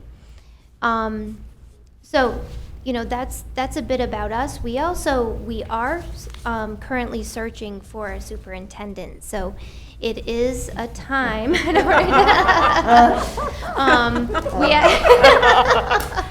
all happened very rapidly. Full Trust us. transparency, right? So we do have we are going to have an interim superintendent for at least a 1-year period. We are conducting those interviews tomorrow evening. And we're very hopeful, that we will come out of those meetings with a strong candidate for interim superintendent. So, it will be a year full of opportunities. It's a very nice way of saying it. Right. We do have financial oversight by the state. It is limited at this time to, it's a collaborative approach. Anything over $25,000 does need to be vetted through the financial overseer. Do you have experience with that? Yes. You do? Yeah, that's part of the Chapter 50, the 5,000, the 10,000, all your thresholds, and your 25,000. Great. And when they have to be voted, and it was up to, I actually, because it can be 5,000 and then 3 bids or bids, I took it down to 2,000, and my maintenance in the schools were like, and I'm like, I'm telling you, it will just protect you, but work with me here. And then he got so used to it that it really did, and he's like, oh my God, what a difference. And I said, yeah, sometimes it's just a huge difference. So in that new financial policy and procedure that I had written up and had the board, and I say I mean, I had the principals, the HR director, the assistant principals, and myself do it. We went through it, and then I presented it to the board and got approval, and that was one of the major is how many quotes, where's the threshold going to be for the school? Great. Can I follow? Absolutely. Just to be clear, so this is a little bit different, because I know you were looking at thresholds for procurement and different policies Right. that would guide that. The district had experienced some financial difficulties, and so the Department of Elementary and Secondary Education steps in and says, okay, we need to help you get back on track with your finances. So we have what they call an overseer, who looks at the business, has worked with the business director of finance, worked with the district to help us to get on track again, so that eventually, I think in a very short amount of time, that oversight will be done, and then we'll be operating independently without the Department of Education looking at what we're doing and making sure that we are financially in a position that they feel comfortable that they can step away. So it's called an oversight. Right. How long have they been doing the oversight here? Is it 3 years, I believe? Almost 3 years? Yeah, almost 3 years. So, and that's, the cost of the overseer has been going down as things have gotten better over the last 2.5, 3 years. So, we're on the right track. We just need to maintain, what we're doing to make sure that we stay on the correct course. And I want to say the overseer is down to maybe 8,000 this year budgeted. So I think we started at, I want to say 45,000. So even the second year, it dropped off considerably because they recognized the hours weren't needed for the overseer to be on hand. But the overseer did work great with the finance director. They, bounced stuff back and forth, and then with the budget subcommittee. So we had a good working relationship. Yeah, and I welcome that. I know I'm like, but if I don't know I go right to the source. Like, when I first moved up here in the state of Massachusetts, I knew nothing about the state of Massachusetts. So Dover, and then they told me like free cash, and I was like, what is free cash, and what are they talking about? Like, I thought that was a crazy concept. So I was like, and that was like the big thing, and I was like, so I called the State Department, and I'm like, I'm brand new, can you like explain this? And they're like, you're calling us. And I'm like, can you come down and like help me with this and that? And like the town administrator's like, you called the state to come in? And I'm like, yeah, they were, who better?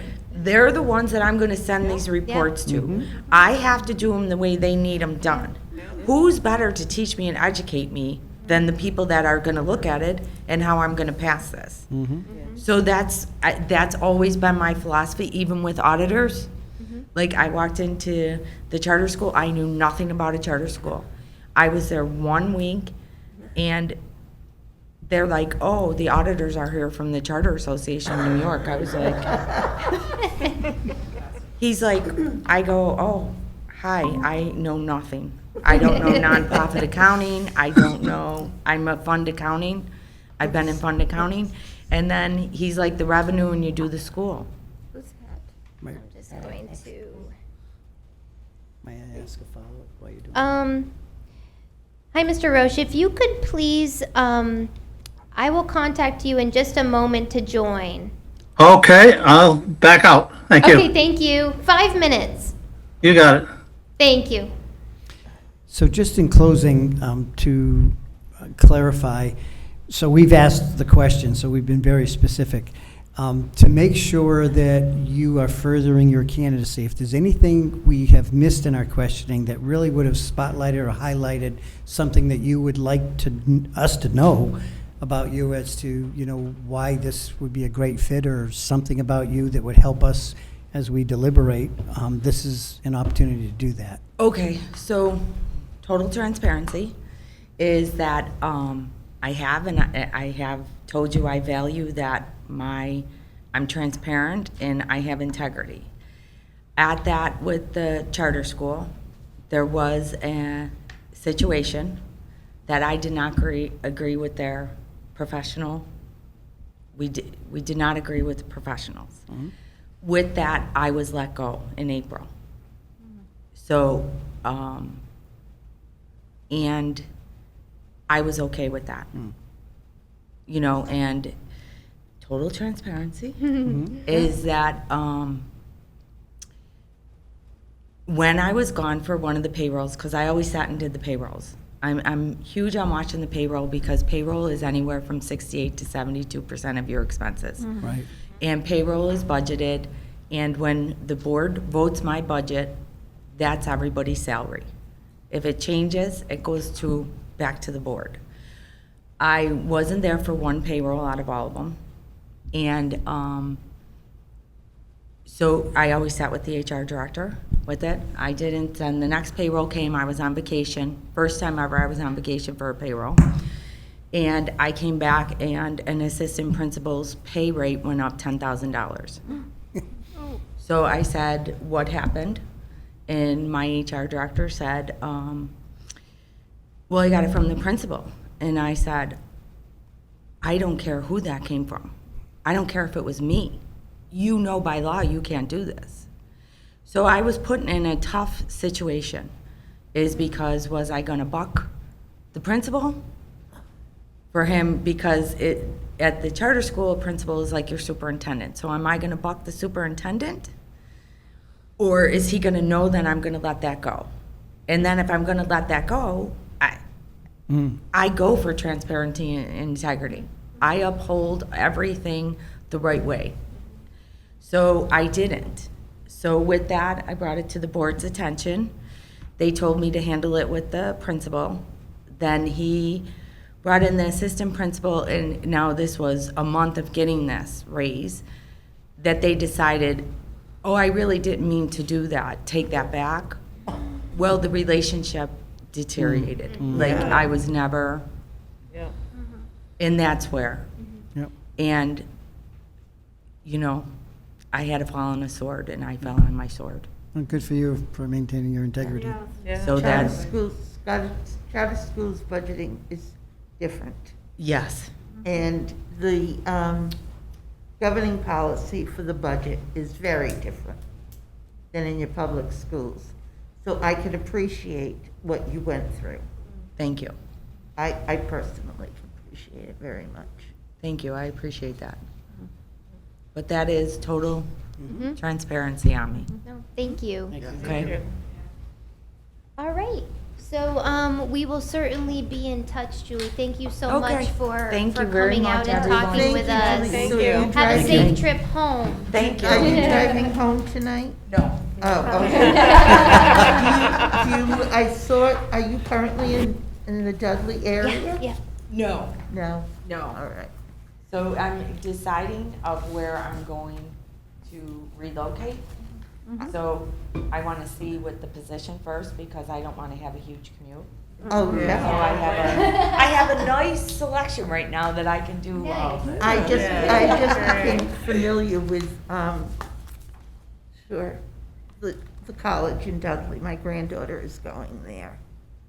And so it's a beautiful campus. Which one? You would ask. Yeah. I was going down too. Yeah, Nichols. Nichols. Nichols College is in Dudley, Dudley, where? Massachusetts. Oh, no, but I know the business administrator. in Oh, Dudley. okay, all right, but you've never been there. No. All right. Rich Matthew, he was our business administrator in Dover Sherburne. So I worked with him very well. I actually called him on my way up. Oh, okay. It's a lovely, it's a nice campus, Yes. it's rural, it's very nice. Yeah, so thank you again, Thank everyone. Thank you very Thank much. you. And thank you for coming. Thank you. All right. So our next candidate. Yeah. We'll just wait. We'll wait now for him to come back. Will he come back, or is he waiting for us to invite him back? I said 5 minutes. You I could- also said you'd let him in. I Let- did, yeah, and then you I would said. let him know. Well, actually, what's interesting is that it didn't prompt me to let him in. Oh. It just, so maybe the settings on the Google Meet. Let me see if I have his phone number to quickly call him. So, will we have a discussion before? I'm thinking it depends here. We may discuss both Both following. after at the end. Because he could If be he's joining here able to any join, moment. yeah. Let me see if I can. Here we go. Here's a phone number.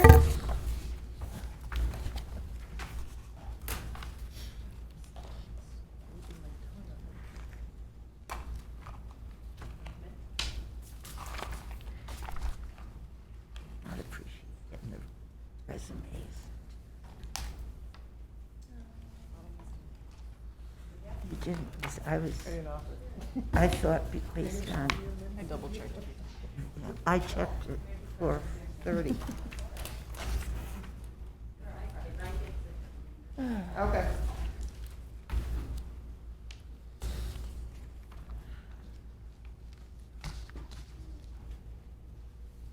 Good, how you doing?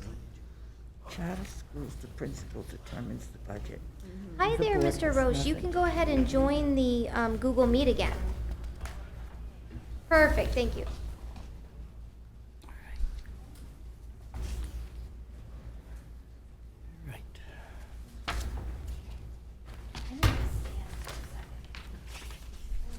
You love these wooden The seats. chair.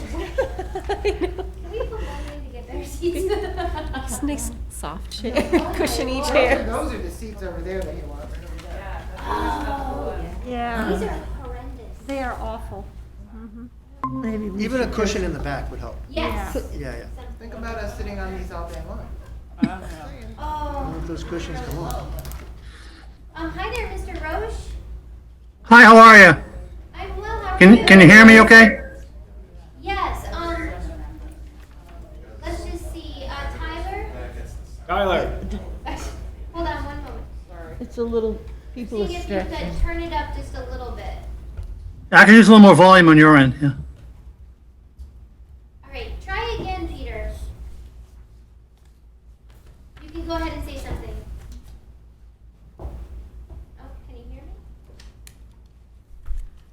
Peter, can you hear me? I can hear you now, yeah. Great. Okay, wonderful. Thank you for agreeing to meet with us this evening. Let me see if I can turn it up a little bit more. Hold on. Okay. Probably good here. Oh, right, I might be too far away. That's much better. Okay, I'm all set now. Okay. So thank you for agreeing to meet with us this evening. Oh, thank you. My name is Julie Burke. I'm the chair of the PVRSD School Committee. And I'll just quickly go around the room here so that everyone can introduce themselves. You may not see everyone on camera as they're introducing Okay. themselves, but you'll at least hear from our members here. Okay. Just a comment, for a small district, you have a heck of a big school committee. Yeah, we have a 12-member school committee, three from each town. Right. Yep. Stephanie Winslow, Northfield. Stephanie? Jeannie Milton, Bernardston. Jeannie? Karen O'Neill, Leiden. Karen? Nathan Swartz, Warwick. Nathan? Mike Townsley, Bernardston. Mike? Alan Genovese, Warwick. Michelle Jeruso, Leiden. Raina Dastu, Northfield. All right, so I think Nathan is going to start off our questions here for you. Okay. Thanks, Peter. Again, my name's Nathan Swartz. I'm from Warwick. We've all had the opportunity to read your resume and your application materials.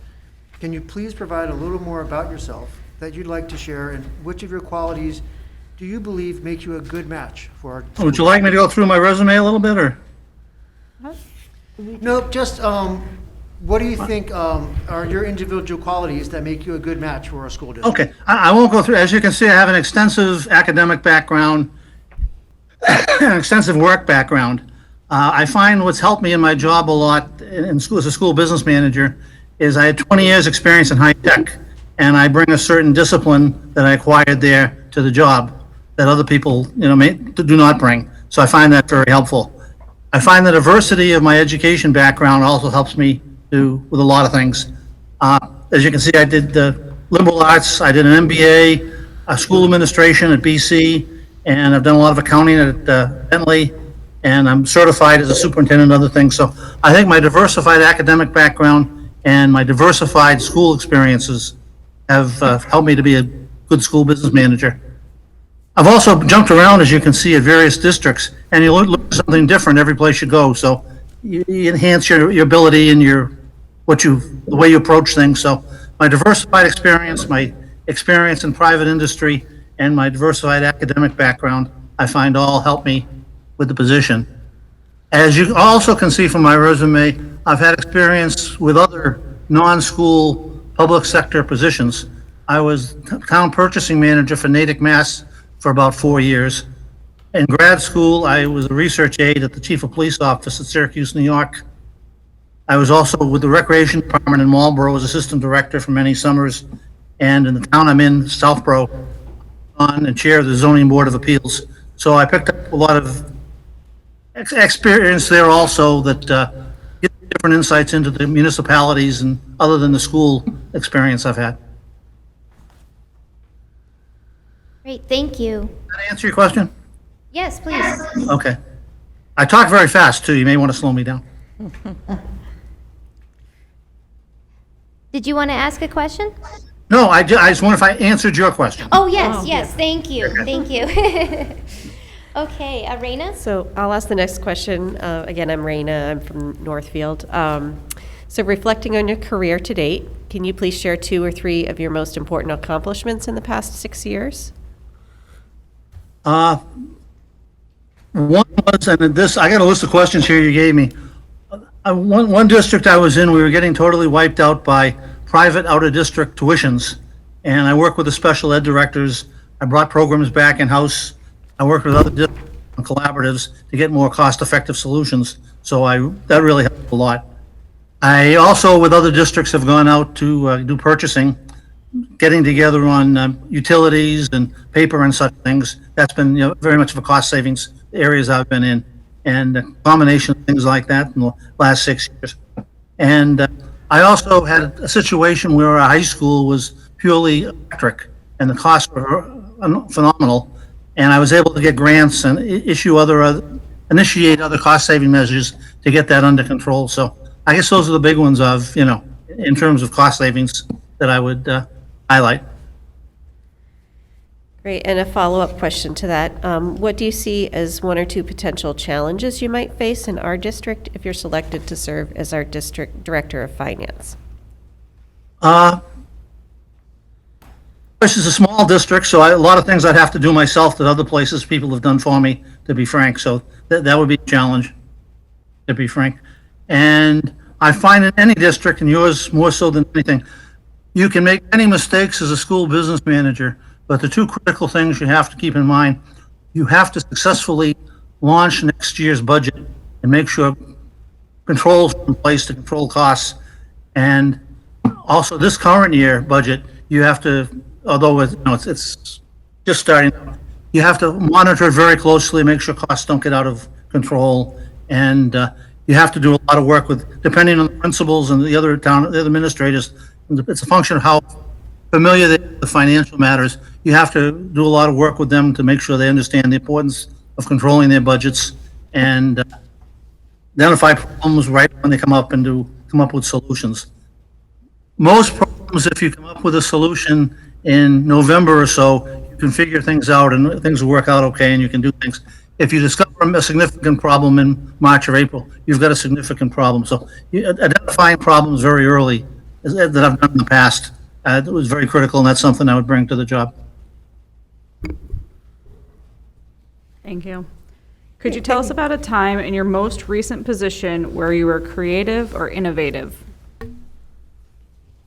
Okay, I'm getting somewhat repetitive here, but the creative things, once again, to the position where I had the all-electric high school to work on creative solutions there, to get grants and to work on cost-saving measures is very important. And once again, working with the special ed director to get more cost-effective solutions and still meet the IEP is another creative area that I've been very involved with. Thank you. Can you describe your general approach in working with town boards and finance committees and taxpayers to create an understanding of the school budget and the resulting funding needs? All right, I get out there. I've always been very successful for reasons I've already elaborated on, in developing good working relationships with town employees and the auditor, the town accountant, the finance director, and those type of people. We always, I'm straight with them, and I usually develop a very good, working relationship with them. The public in general, as we approach getting a budget approved, I like to get out there and discuss it with the PTO or whatever the group is, explain what the budget is, what the priorities are, and what the issues are, and what we've put in place in terms to enhance the budget. Do we need a new 5th grade math curriculum? Can we do it all in 1 year? Do we have to do it over several years? And I have no problems getting out there and discussing with the PTO and the schools about what the issues are, and what my idea is in terms of confronting things and how to address those type of things. Presentation. I have no problems about doing presentations. I tend to be less than glitzy. I'll do overheads and handouts rather than PowerPoint or something like that. So, I think communication is absolutely essential to get out there and talk to the schools and the PTO and make sure that the town officials know that you're straight and that you're on top of things, and to talk to them on a regular basis and about, issues that are mutual issues. Thank you. Thank you. What approach do you use to build relationships with the administrative team, staff, and the school committee? Okay, the administrative staff, I like to get up to the schools very often, discuss things in person with them if I can. As I mentioned previously, their comfort with financial matters depends greatly on the person you're dealing with. If a principal or an administrator came up strictly through education, he or she may need a lot of hand-holding in terms of finances, and you have to monitor them more closely. There are others that are very comfortable with those, and it's not as big of a problem. So I like to be very informal. I like to get out there and talk to them personally. I don't like memos or even emails. I like, if there's an issue, I'll call and discuss with them over the phone or head out to the building and see what's going on. Town administrator, if we hit the town administrator, same type of situation, I will go talk to them personally, but get a feeling for what the issues are and the problems, where we're going and type of thing. The school committee, I take my lead from the superintendent typically. I like to have a very close working relationship with the school committee where they're comfortable if they hear something that I have an answer for them, or hey, I'll get back to you, I'll find out an answer and get back to you on that. I've been in other situations which I can work with where the superintendent preferred to be the funnel. All information went through him, and then I gave answers to him, and he liked to be the interface to the school committee. So I like them. They have to know that they can trust me, and I know what I'm talking about. And once again, I prefer a situation where they're comfortable calling me to discuss issues and having me answer questions. But I've been in other situations where the superintendent's very insistent on staying on top of, in the middle of things. Great, thank you.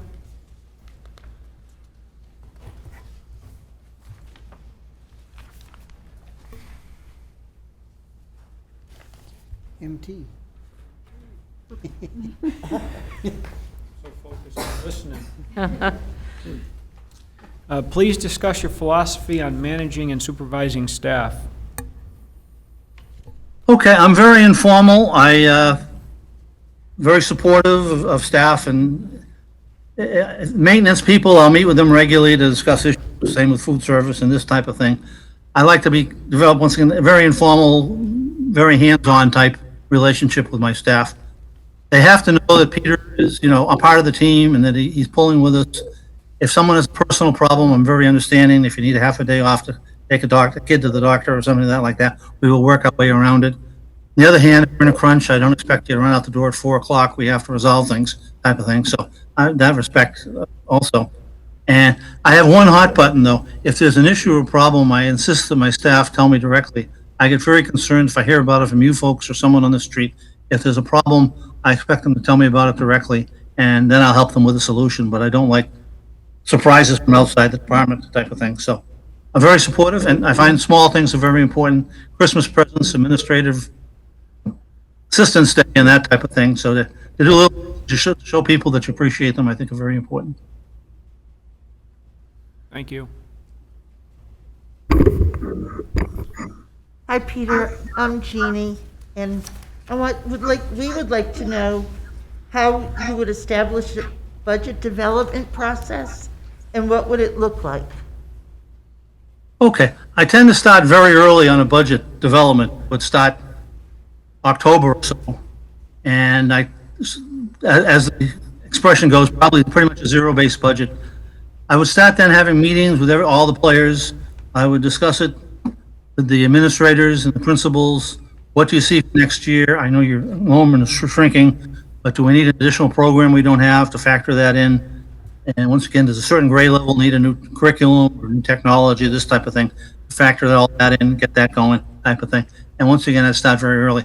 Obviously, then I would talk to the school committee, the key players, needless to say. What are your priorities? What do you see we need this year that I should have in place? Is there any staff we need to have to put in place? Try to get a feel for what's going to be available, though it's kind of hard to predict in terms of Chapter 70 money, Title I, Title II, IDEA, help supplement the budget, and talk to, obviously, the superintendent, and I are having a lot of discussions. I will then have developed a budget that is much bigger than can be supported by the tax base and the state funding, the Chapter 70. We will then have very serious discussions about what we can prune back. What can we take out of the budget? And there are two priorities. One is, what do we need to bring quality education to the classroom? That stays in. And two, what, in terms of safety issues, go to the top of my list too. Is there asbestos we have to take out of the school, or lead paint or something like that? That is on top of the list too. So we then whittle it down to a budget that everybody can support and go forward, all of us together in agreement that this is the budget, and given what's available or likely to be available, is the best we can do. I'll go out and sell it to if you need me and the superintendent to go out and talk to the PTA, happy to do that. But I think it's critical at that point that all the administrators and the superintendent and the school committee, we agree as we go forth that this is the best budget we have and this is what we need to bring quality to the classroom. I've been in situations where we got down to the 11th hour and there were issues and problems and controversies I was unaware of. So I got to make sure early on that we're all in agreement, this is what we're going forward with, and given the revenue that's going to be available, this is the best quality we can bring to the district. Thank you. All right, so the next question here has many parts, but we're looking for you really to just kind of off the cuff, quick answer to what your experience and skills are in Yeah, I have the list several here. categories. I have the list here. Excellent. So the first one You want- here is, Want me to just go down it, or do you want me to wait to hear from you? you can absolutely go down them if you'd like. Just state the name of the category. Okay, as I said with cost savings, I think I pretty much helped on that. Doing buys with the districts, constructive things in terms of special ed costs, especially getting away best you can from private out-of-district tuitions, going with cooperatives, doing programs in-house if you can, type of thing. And those are the big cost initiatives that I've, cost reductions in the schools in terms of what's out there for a grant to do more cost-effective energy and this type of thing. And those are the big cost initiatives. Building projects, I've had extensive experience with buildings, but to be candid, given what I see from your enrollment, I don't think you're talking about a new MSBA project or anything of that nature, but I could be wrong. And I've done work on, the big things that seem to get you are, boilers, furnaces and those type of things, and roofs. So I've had very extensive experience working with vendors, requests for proposals in terms of going out for, if you have any boilers that need to replace a roof and this type of thing. So I had one major building project when I was in Bellingham, from start to finish, breaking ground, working the whole way through to the punch list. The new high school was put in place, and I was very instrumental in working with that. And I'm proud to say it came in on schedule and under budget, so things worked out well there. So I've had very extensive experience with building projects. And as you can see from my resume, I'm a Mass Certified Public Purchasing Official. There are two types of certification. One is goods and services, and the other is design and construction. So I have the design and construction portion in terms of school projects and RFPs for, boilers and everything else under the sun, so I'm very comfortable with that. Financial forecasting, I control the budget very tightly, and I'll look at, what's coming down the pike in terms of this type of thing. You can look at capital projects for future years in terms of what's going to be needed and put a capital plan together, what's going to be required. In terms of short-term financial forecasting, you're pretty much locked into this year in terms of things you can really do and look at, type of thing in terms of forecasting.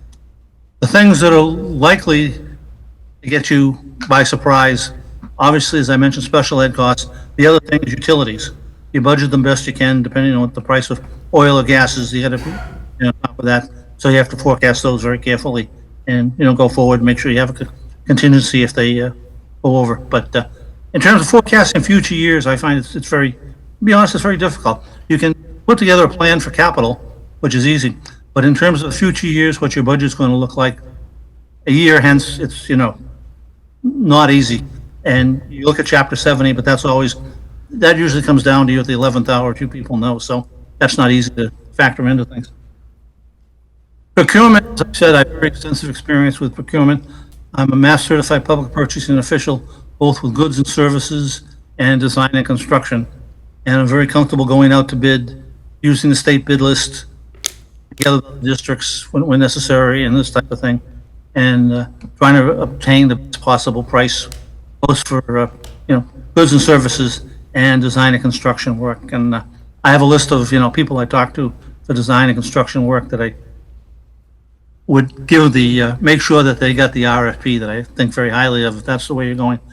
And other materials and desks and this type of thing, I tend to look state bid list. The state bid list can be deceiving. Sometimes it's not as good as you think it is, and sometimes you're better off going out directly to the vendor. So I'm very comfortable with all kinds of procurement. So special ed, I enjoy it. Once again, I work with the special ed people, and the main issue there is as I've getting repetitive here, I like to possibly, I think you can often get a collaborative or an in-house project that meets the IEP and is just as good as a private out-of-district tuition. The private out-of-district tuitions, budget-wise, they can really do a number on you. you work out your budget, and then you get 2 or 3 of those, and your budget's out the window, and you gotta steal money from all over the place to cover it. So work with the special ed people to see what's going out there, what's happening, this type of thing. In terms of grants, IDEA and such things, if they, on special ed, my typical role there, maybe I'm jumping ahead, but my typical role there is when we're putting the grant together for special ed type thing, different things, provide the financial data and that type of thing, and the special ed person will typically work up the pros in terms of exactly what the grant's going to do. My role is, as I go forward and we have to request additional funds, I'm very familiar with how to do that on a regular basis to make sure we're getting the money coming in that's required for grants and this type of thing. So, and once again, with other districts, are there programs we can get together on? Is there a program name that's more effective than what's available via a collaborator or somebody else? That we work very constructively with the special ed folks. I work with them, once again, as you can tell, very closely. Town government, always had a good relationship working with town government.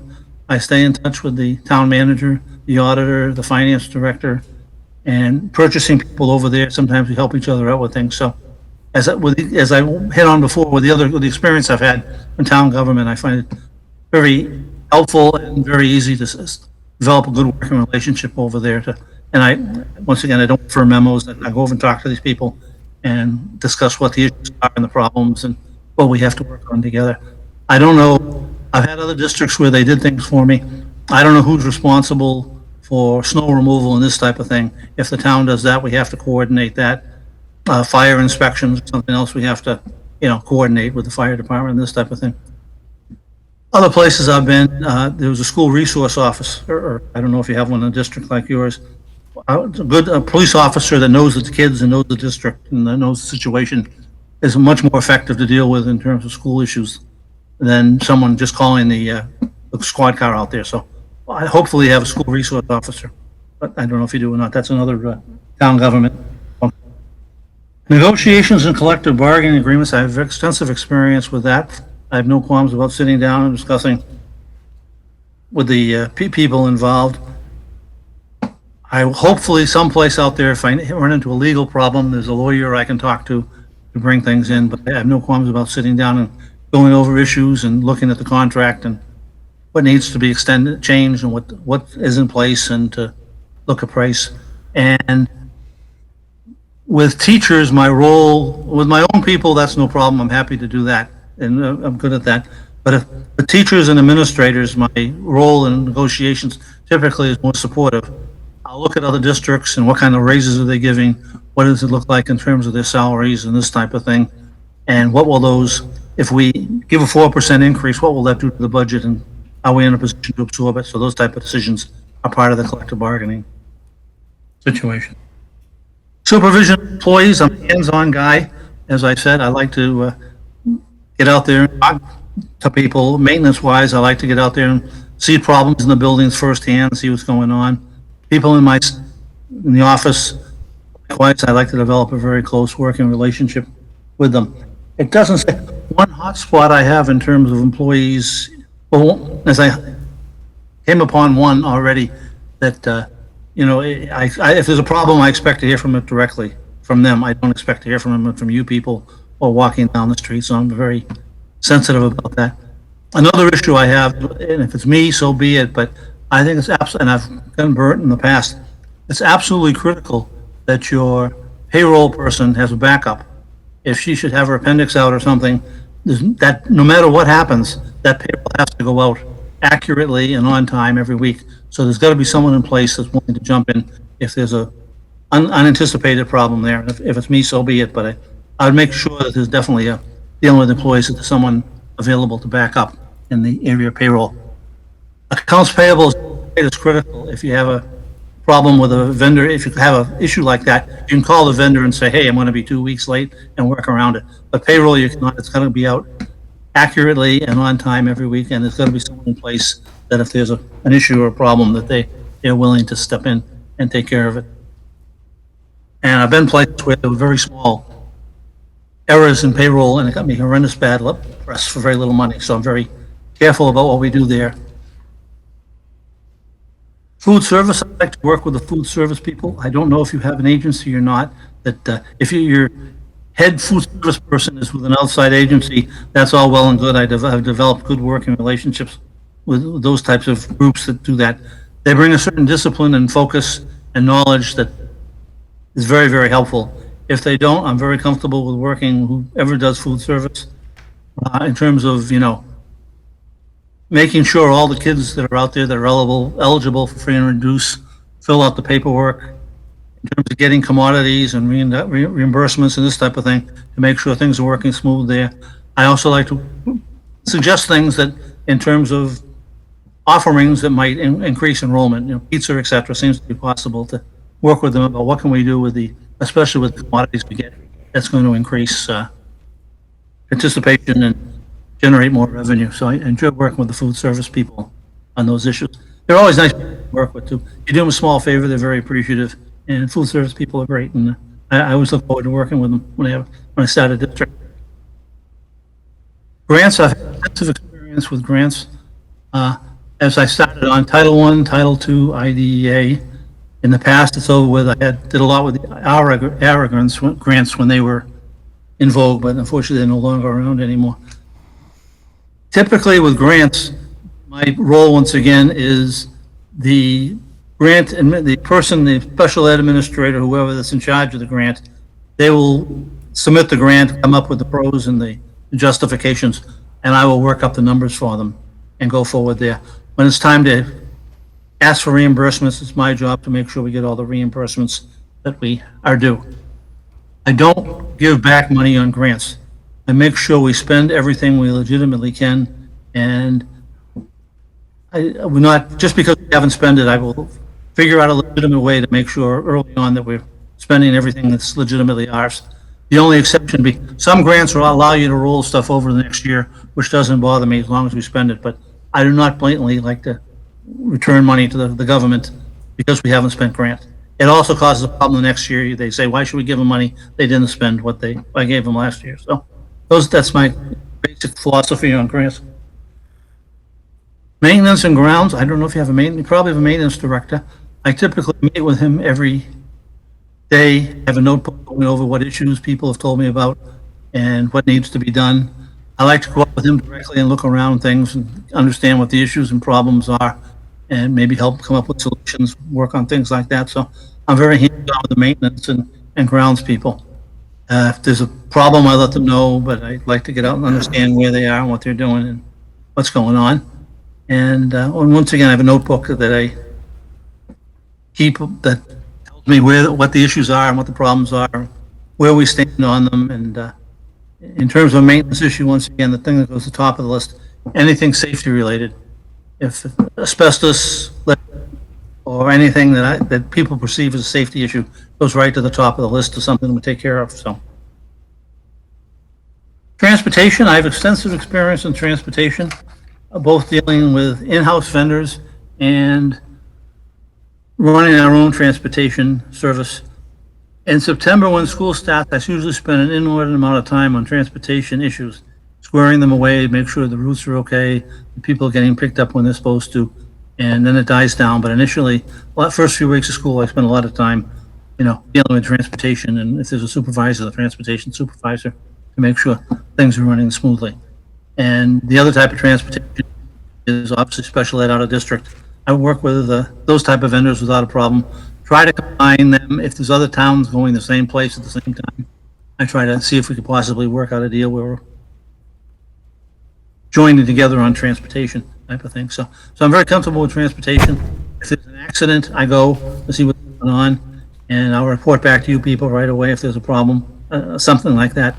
And once again, the first few weeks of school, I usually spend a lot of time making sure transportation is working well and there's no significant problems type of thing. And that's the end of my list. Thank you. I talk That very was fast. very lengthy. We appreciate that. I talk very fast, so. Karen. Yes. Peter, if you were selected for this position, what would you be focusing on during your first 90 days? Well, I would get out there once again. I get to meet all the players, the principals, the other administrators, the town hall folks, get a feeling for what their issues are and what they're thinking of, where they're going, and that type of thing. And as I said, as a school administrator, you can make many mistakes, but if you lose control of the budget, you've got a big problem.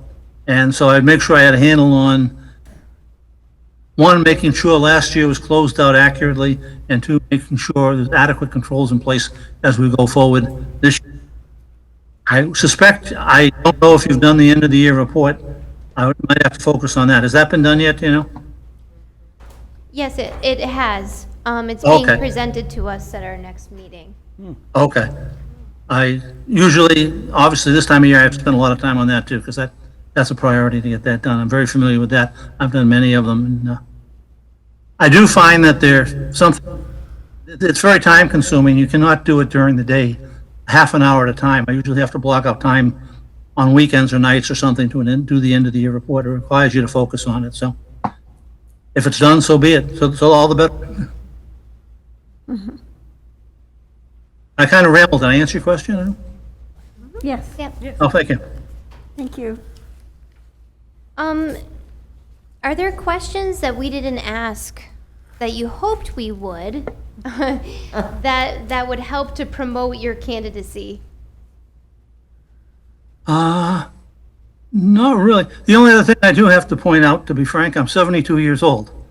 I'm in excellent health. I don't aspire to be a superintendent or regard my next position as a stepping stone of any type. I am willing to make a long-term commitment to a district such as yours and be around quite a while, because retirement is not something I'm looking forward to, but you're not really supposed to ask, but I am 72. I'm in good health, and I don't envision this as any type of stepping stone. Okay, and just so you know a little bit more about us, several years ago, we had some financial difficulties, and at that time, we were placed under oversight from the Department of Education. So we are now in our third year of that, and the amount of services or the amount of input that they've given us over the years has gone down substantially each year. So currently, we have a very collaborative relationship with them. We do need to run expenditures by them over $25,000. Do you have experience with dealing with state financial oversight? No, none of the districts I've ever been in I'm familiar with the concept and the problems and this type of thing. Fortunately, none of the districts I've been in have ever had that type of a situation. I was surprised, to be frank, your enrollment is decreasing, not significantly, of the numbers I saw. Yeah. Yeah, so we certainly hope to work on that, and when we're talking about forecasting and planning, we Yeah. really hope to, work with the administration, work with our curriculum director, work with the towns to try to make sure that we remain competitive. As you know, the money that's coming into the school districts from the state we're having to do more and more with less and less every Oh, year. I saw that, yeah. So we are hopeful that not only will we be able to survive, but we will thrive independently. That is our goal. And as you can see, we have a very large team here dedicated to making sure that we advance the education of the kids in our 4 towns. And to be frank, no, I did not, from my readings, I did not pick up on the fact that you had that oversight on you. Okay. When does it end? Well, it's really, like I said, it's been dwindling down significantly. I'm not sure if, when it began, I wasn't part of the committee at that time. I'm not sure if we were given a hard stop date on that. I think that it's taken year to year. I'm not quite sure, so we could certainly find out and get back to you on that. No, that's just, and the other concern I have, I don't know what type of software you have that runs your accounting system. had experience in the past with Munis, but it's been a few Yep, we years. use Budget Sense. I find if you know one, it's pretty easy to adapt to another one, but that would be a learning curve, to be honest. That would be learning curve. Okay. Yeah. I also Hopefully, my wanted staff to- is familiar enough with it that they could point me in the right direction. I find if you know one, it's pretty easy to figure out another one, to be honest. Okay. We also wanted to let you know that we did receive a resignation from our superintendent. Oh. Yeah. Okay. We are interviewing two strong candidates for the interim superintendent position. That will be a one-year contract with a possible extension. So we will,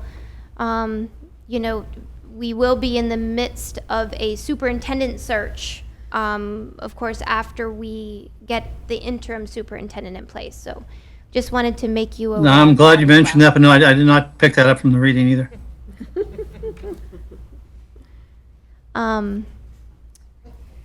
So are there any other questions from you, Peter? Just basically, what are you gave me a feeling, obviously, there's some, because you're in the receivership, if that's the right word, what are your other issues? Do you have any building issues? Do you need the age of your buildings? Do I have to think about, Oh, yeah, no, we're not under receivership. wrong choice of words. Okay, yeah. Some type of oversight, yeah. No, our buildings are solid and strong. I mean, of course, we have our annual maintenance concerns, where, but we're not forecasting needing to do any significant building projects at least in the next few years, Okay. that I'm aware of. Sounds good. And how are your unions? Contracts, are the contracts outstanding, or? Our unions are good. They're strong. I don't like them strong. That's unfortunate. Is there anything else? I can't think of anything off the top of my head. To be frank, I feel I got the experience that you need, very diversified experience, both in the private sector and various educational experience and other municipal experience. And be very anxious to come out there and work with you folks. Great. Okay, well, thank you very much for meeting with us this evening. We really, really appreciate it, and we will be back in touch. Okay, thank you very much. Have a good night, folks. You too. Thank you.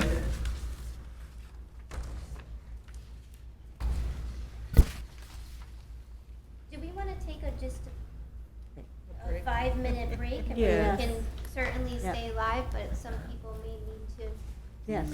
stretch. Get for up a and second. stretch? Yeah. Is he leaving? You gotta come back. Goodbye, Peter.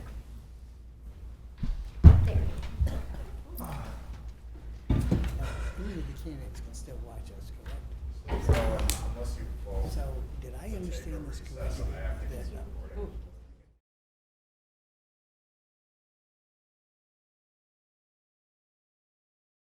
Okay, so we are back. We just took a quick break here. So who would like to begin discussion of the candidates? Bueller?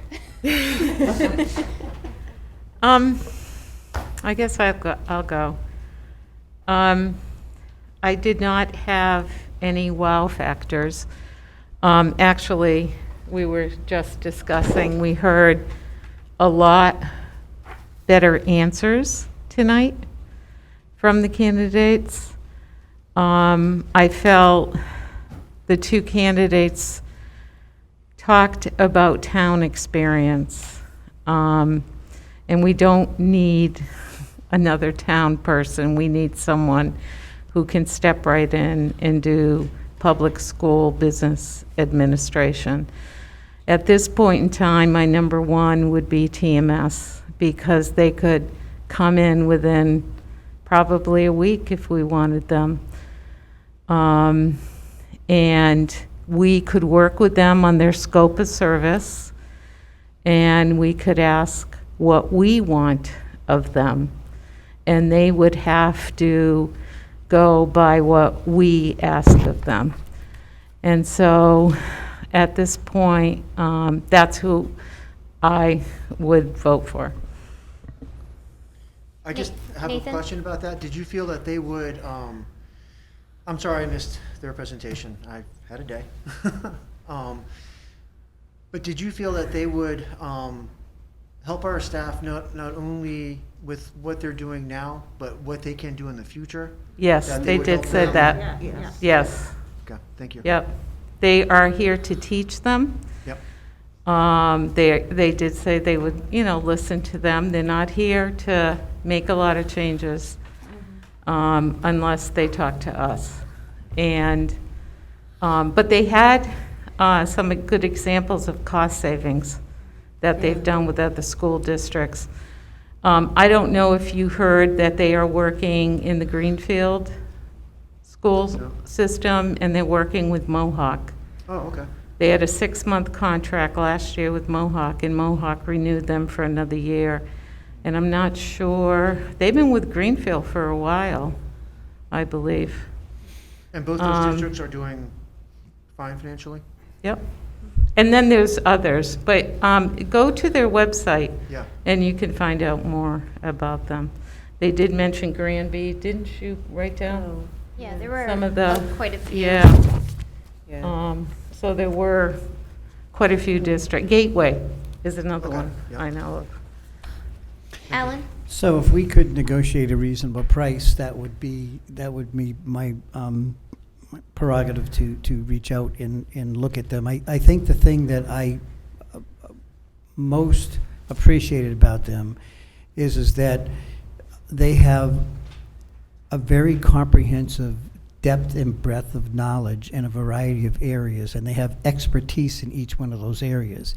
And we have a varied staff that could benefit from, it'd be like having, 6 different coaches to, work specifically, whether it be, a building project, an outdoor classroom or whatever. They could utilize that. Efficiencies for accounts payable and payroll. I like the suggestion about a backup. I don't know if we have one, but I'm sure we must. That is a critical area. But I think they could set us up, if there were any voids that we didn't know about, that they could set us up that when they leave the district, that we have a strong foundation to go forward. I also like the fact that it creates an opportunity to allow the interim superintendent to meet with candidates. I mean, he or she could certainly have them come in, talk to them, make sure they have a good depth and breadth of knowledge on what they would be doing and be a good match for the district. And then they could make a recommendation to the school committee that they believe that we should interview them and see what our thoughts are. The other candidates, I really did appreciate, their answers. I didn't think the last one was as good a fit as the one. So I just say he may have a lot of experience. I just wasn't feeling that there'd be a good fit for our district.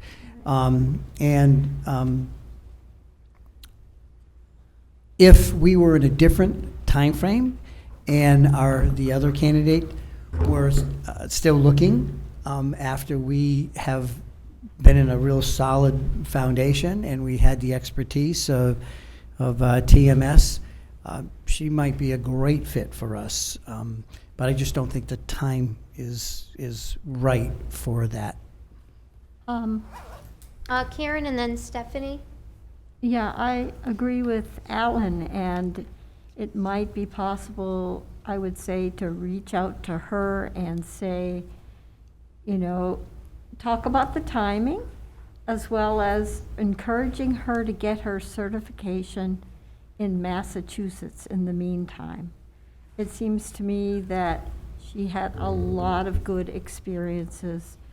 Looked like she had her eye on the bottom line all the time, but yet was thinking about the children at all times too.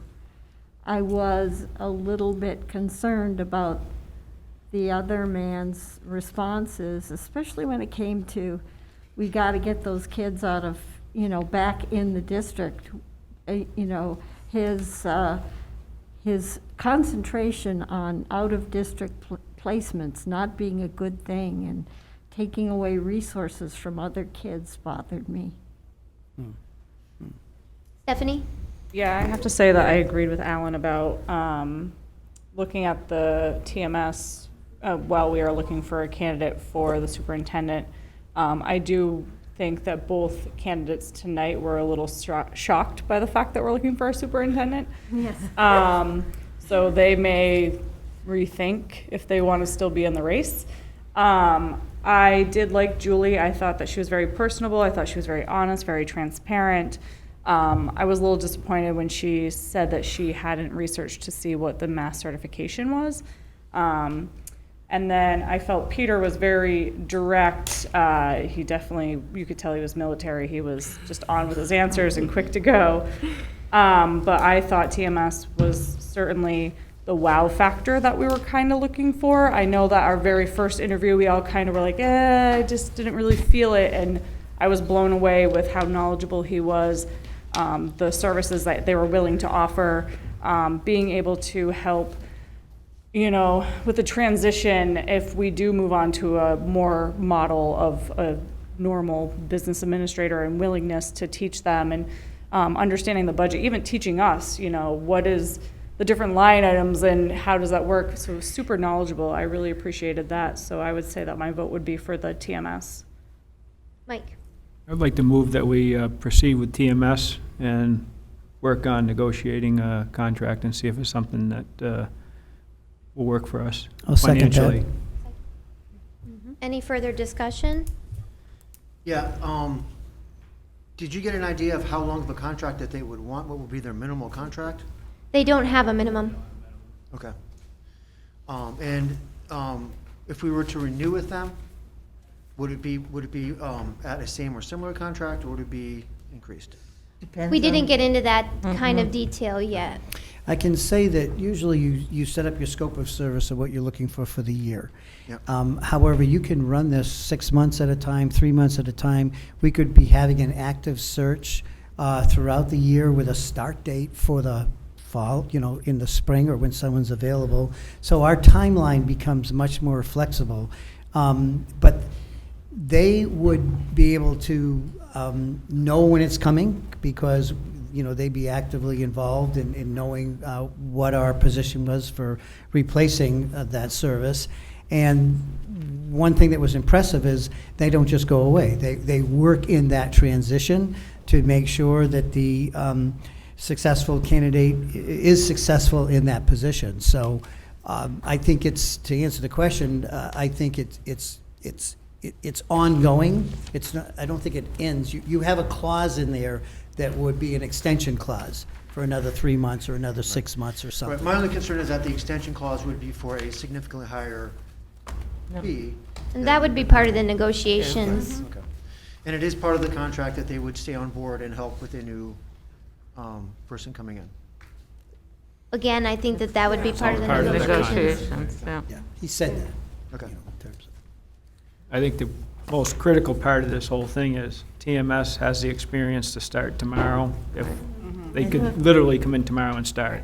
They're working in Certified. Greenfield, they're working in Mohawk, they got multiple people that is part of a team, and they'll have a point person that we'll be working with, and we need somebody. It's critical that Yes. we do something. And this is an experienced company that deals with this, so we can set it for as long as we want, and they can start tomorrow pretty much. So that's the main thing. Alan, then Jeannie. Okay, so we should do the due diligence of contacting several of the places that they are. So someone should be, reaching out and, what are things that we need to do to make sure that they're successful here? How can we support, their efforts and what have they learned from working with that? What's the transition been like? And what has hit the ground running actually meant? in practice. So just following up on 4 or 5 of the references, I think is important for someone to do. Jeannie? Sure. I think the fact that Greenfield has renewed their contract with them, and how long has the Mohawk District had them working with them? I think Mohawk renewed after 6 months, and they've done it for a year now. Okay. But You knew him when you were at Mohawk? So it was interesting. That was back when Joe Rappa came out with for the Department of Education, it was called back then, and they had a quality control process, and it was very extensive. I think Pioneer probably went through that. And so basically, they were looking at, your MCAS scores, and it was all driven by that. And they were looking at every single aspect, from finances to curriculum to your policies, and so so that's how I kept saying, how do I know him? How do I know him? And then I heard him say at one point, I know, Alan Genovese, and I didn't place it until he said that this evening. So he was like behind the scenes. He must have come in and I must have talked to him, but I don't really recall that. But it's a very exhausting process, and I was fortunate that I had a great business administrator and curriculum director and special education, because we put together notebooks and notebooks for them to review. I'm wondering what happened, because when they went away, remember, he worked for the Department of Education, and then when they were no longer get the contract to be working, and he created his own company. I'm wondering if there's a little bit of a riff there. For whatever, he gained incredible experience, and that was the other thing that impressed me. He was doing audits on districts across the state, and he was learning the best practices of what makes school districts successful. And then he had a company he put together to bring all those ideas of the best practices. So he was able to have like a case study while he was working. And I think it was pretty clever and entrepreneur for him to create a company, say, let's take the talents of a lot of people specialized that were used to be looking at the quality control audits, and let's do it through a company. the only thing that I want to say, and I asked this as a follow-up, is we should ask for one person. When I asked them that we would like one point person. And maybe they've changed their practice and they do one lead, but in talking to other school districts, they just said, make sure you get one person. So maybe they did, maybe he's learned something. And I would like it to be him. So when you're negotiating. So, Michelle, it sounds like you've talked to some. I have done, yes, I did some research on this on my own. Okay. And I have talked to some people, including Joanne, our own Joanne Wallace. She knows of them. So I have talked to her. So was it more than one person? Yes, I did. I talked to someone. Just one person? Oh, are you asking me if I talked to one person? You said you talked with several people. Yes, I did. And I made some phone calls. Of the people you spoke with, did they all make the recommendation for us to make sure we get one lead person? No, just one. All right, and thank you. Because I made cold phone calls. Yeah, no, that's, No, I just was trying to find out if it was everyone you spoke to or just. But the person that told me this, I really value their opinion, so. Thank you. I know the person personally, so that's why I'm recommending we try and get one person. All right. Well, yeah, that was a question I had. It's about communication that we would have with, now this will be a financial firm. If we have our own budget director, we have the same lines of communications that we've traditionally had. How would that work with having a firm do it? I would assume we need one person that we're dealing with, and I think Alan's right. We need the best person they have. So would the lines of communications be the same with the committee members, with its administration? Yes. Yes. And, with all due respect, we did go over all of this with Yeah. TMS, so I don't want to repeat, everything again. Again, I apologize for not being here. I just want to clarify and make sure. Yep. And they can, if I may, Yeah. and they can go beyond, because, the line comes down superintendent, and then it goes this way. And under business administrator, there's a host of people that the business administrator is responsible for and the tasks that they are. I would like them to create that organizational piece as they're doing that work and what the responsibilities are. Because one of the things that districts fall out on, and I was guilty of this, when someone leaves, there's not like this blueprint of, here's your manual on how you do things. And so if along the way we were able to get manuals for the different responsibilities of the folks, that would be a huge plus. Yeah. Well, I think we're. Jeannie? Oh, Jeannie? Plus, I believe I heard him say that they would come in and educate the school committee, which I would definitely appreciate. Yeah. Yeah. That'd be very helpful. All right, are we ready for a vote? I'd like to move to a vote, yes. Yes. Was there a second on it? Yes. Yes, Yeah, Alan Fallon. seconded. You can Stephanie go. Winslow, Northfield, yes. Jeannie Milton, Bernardston, yes. Karen O'Neill, Leiden, yes. Nathan Swartz, Warwick, I unfortunately have to abstain because I didn't see their interview. Mike, it's you.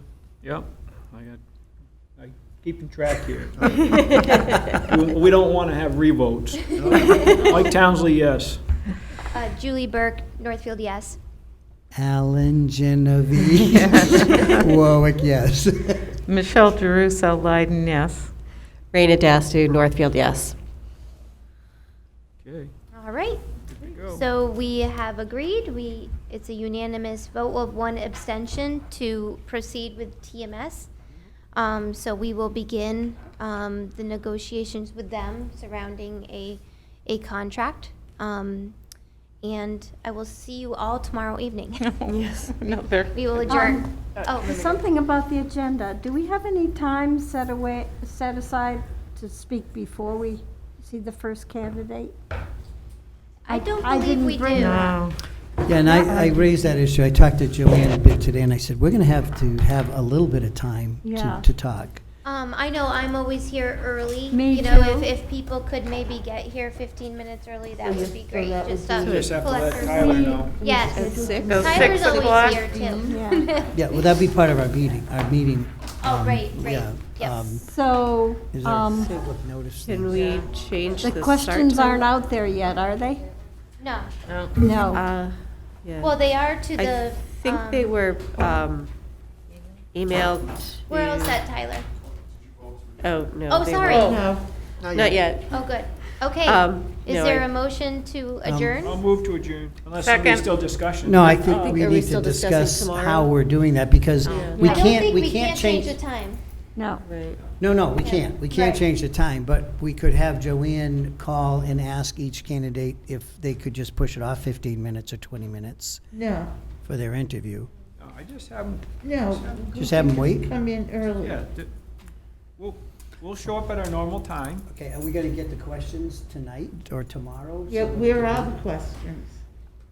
Joanne That's is what going to be Raina was talking distributing about. them. Yeah. And she's, So we need yeah. questions, who's gonna ask those questions? You have There- earmarked who yeah. will ask. There are 12 questions. Everyone can have one. Yeah, everybody can take one. We could just go around the table, I guess. Perfect. And when are we gonna get those? Tomorrow morning, Yeah. I'm guessing? We hope. All right, We just wrote Okay. them last night. okay. Yeah. That Yeah, can work. they went to Joanne first thing this morning, or last night at 10 o'clock, so. Yeah. So Yeah. she, Glad you yeah, people- she took care of them thank you first for thing doing this all the morning. work. Thank you So, for doing all the work. You're you welcome. did. Okay, motion to adjourn? And Second. Second? Yep. All in favor? Aye. Aye. Any opposed? Thank you, Tyler. Does anybody ever propose that?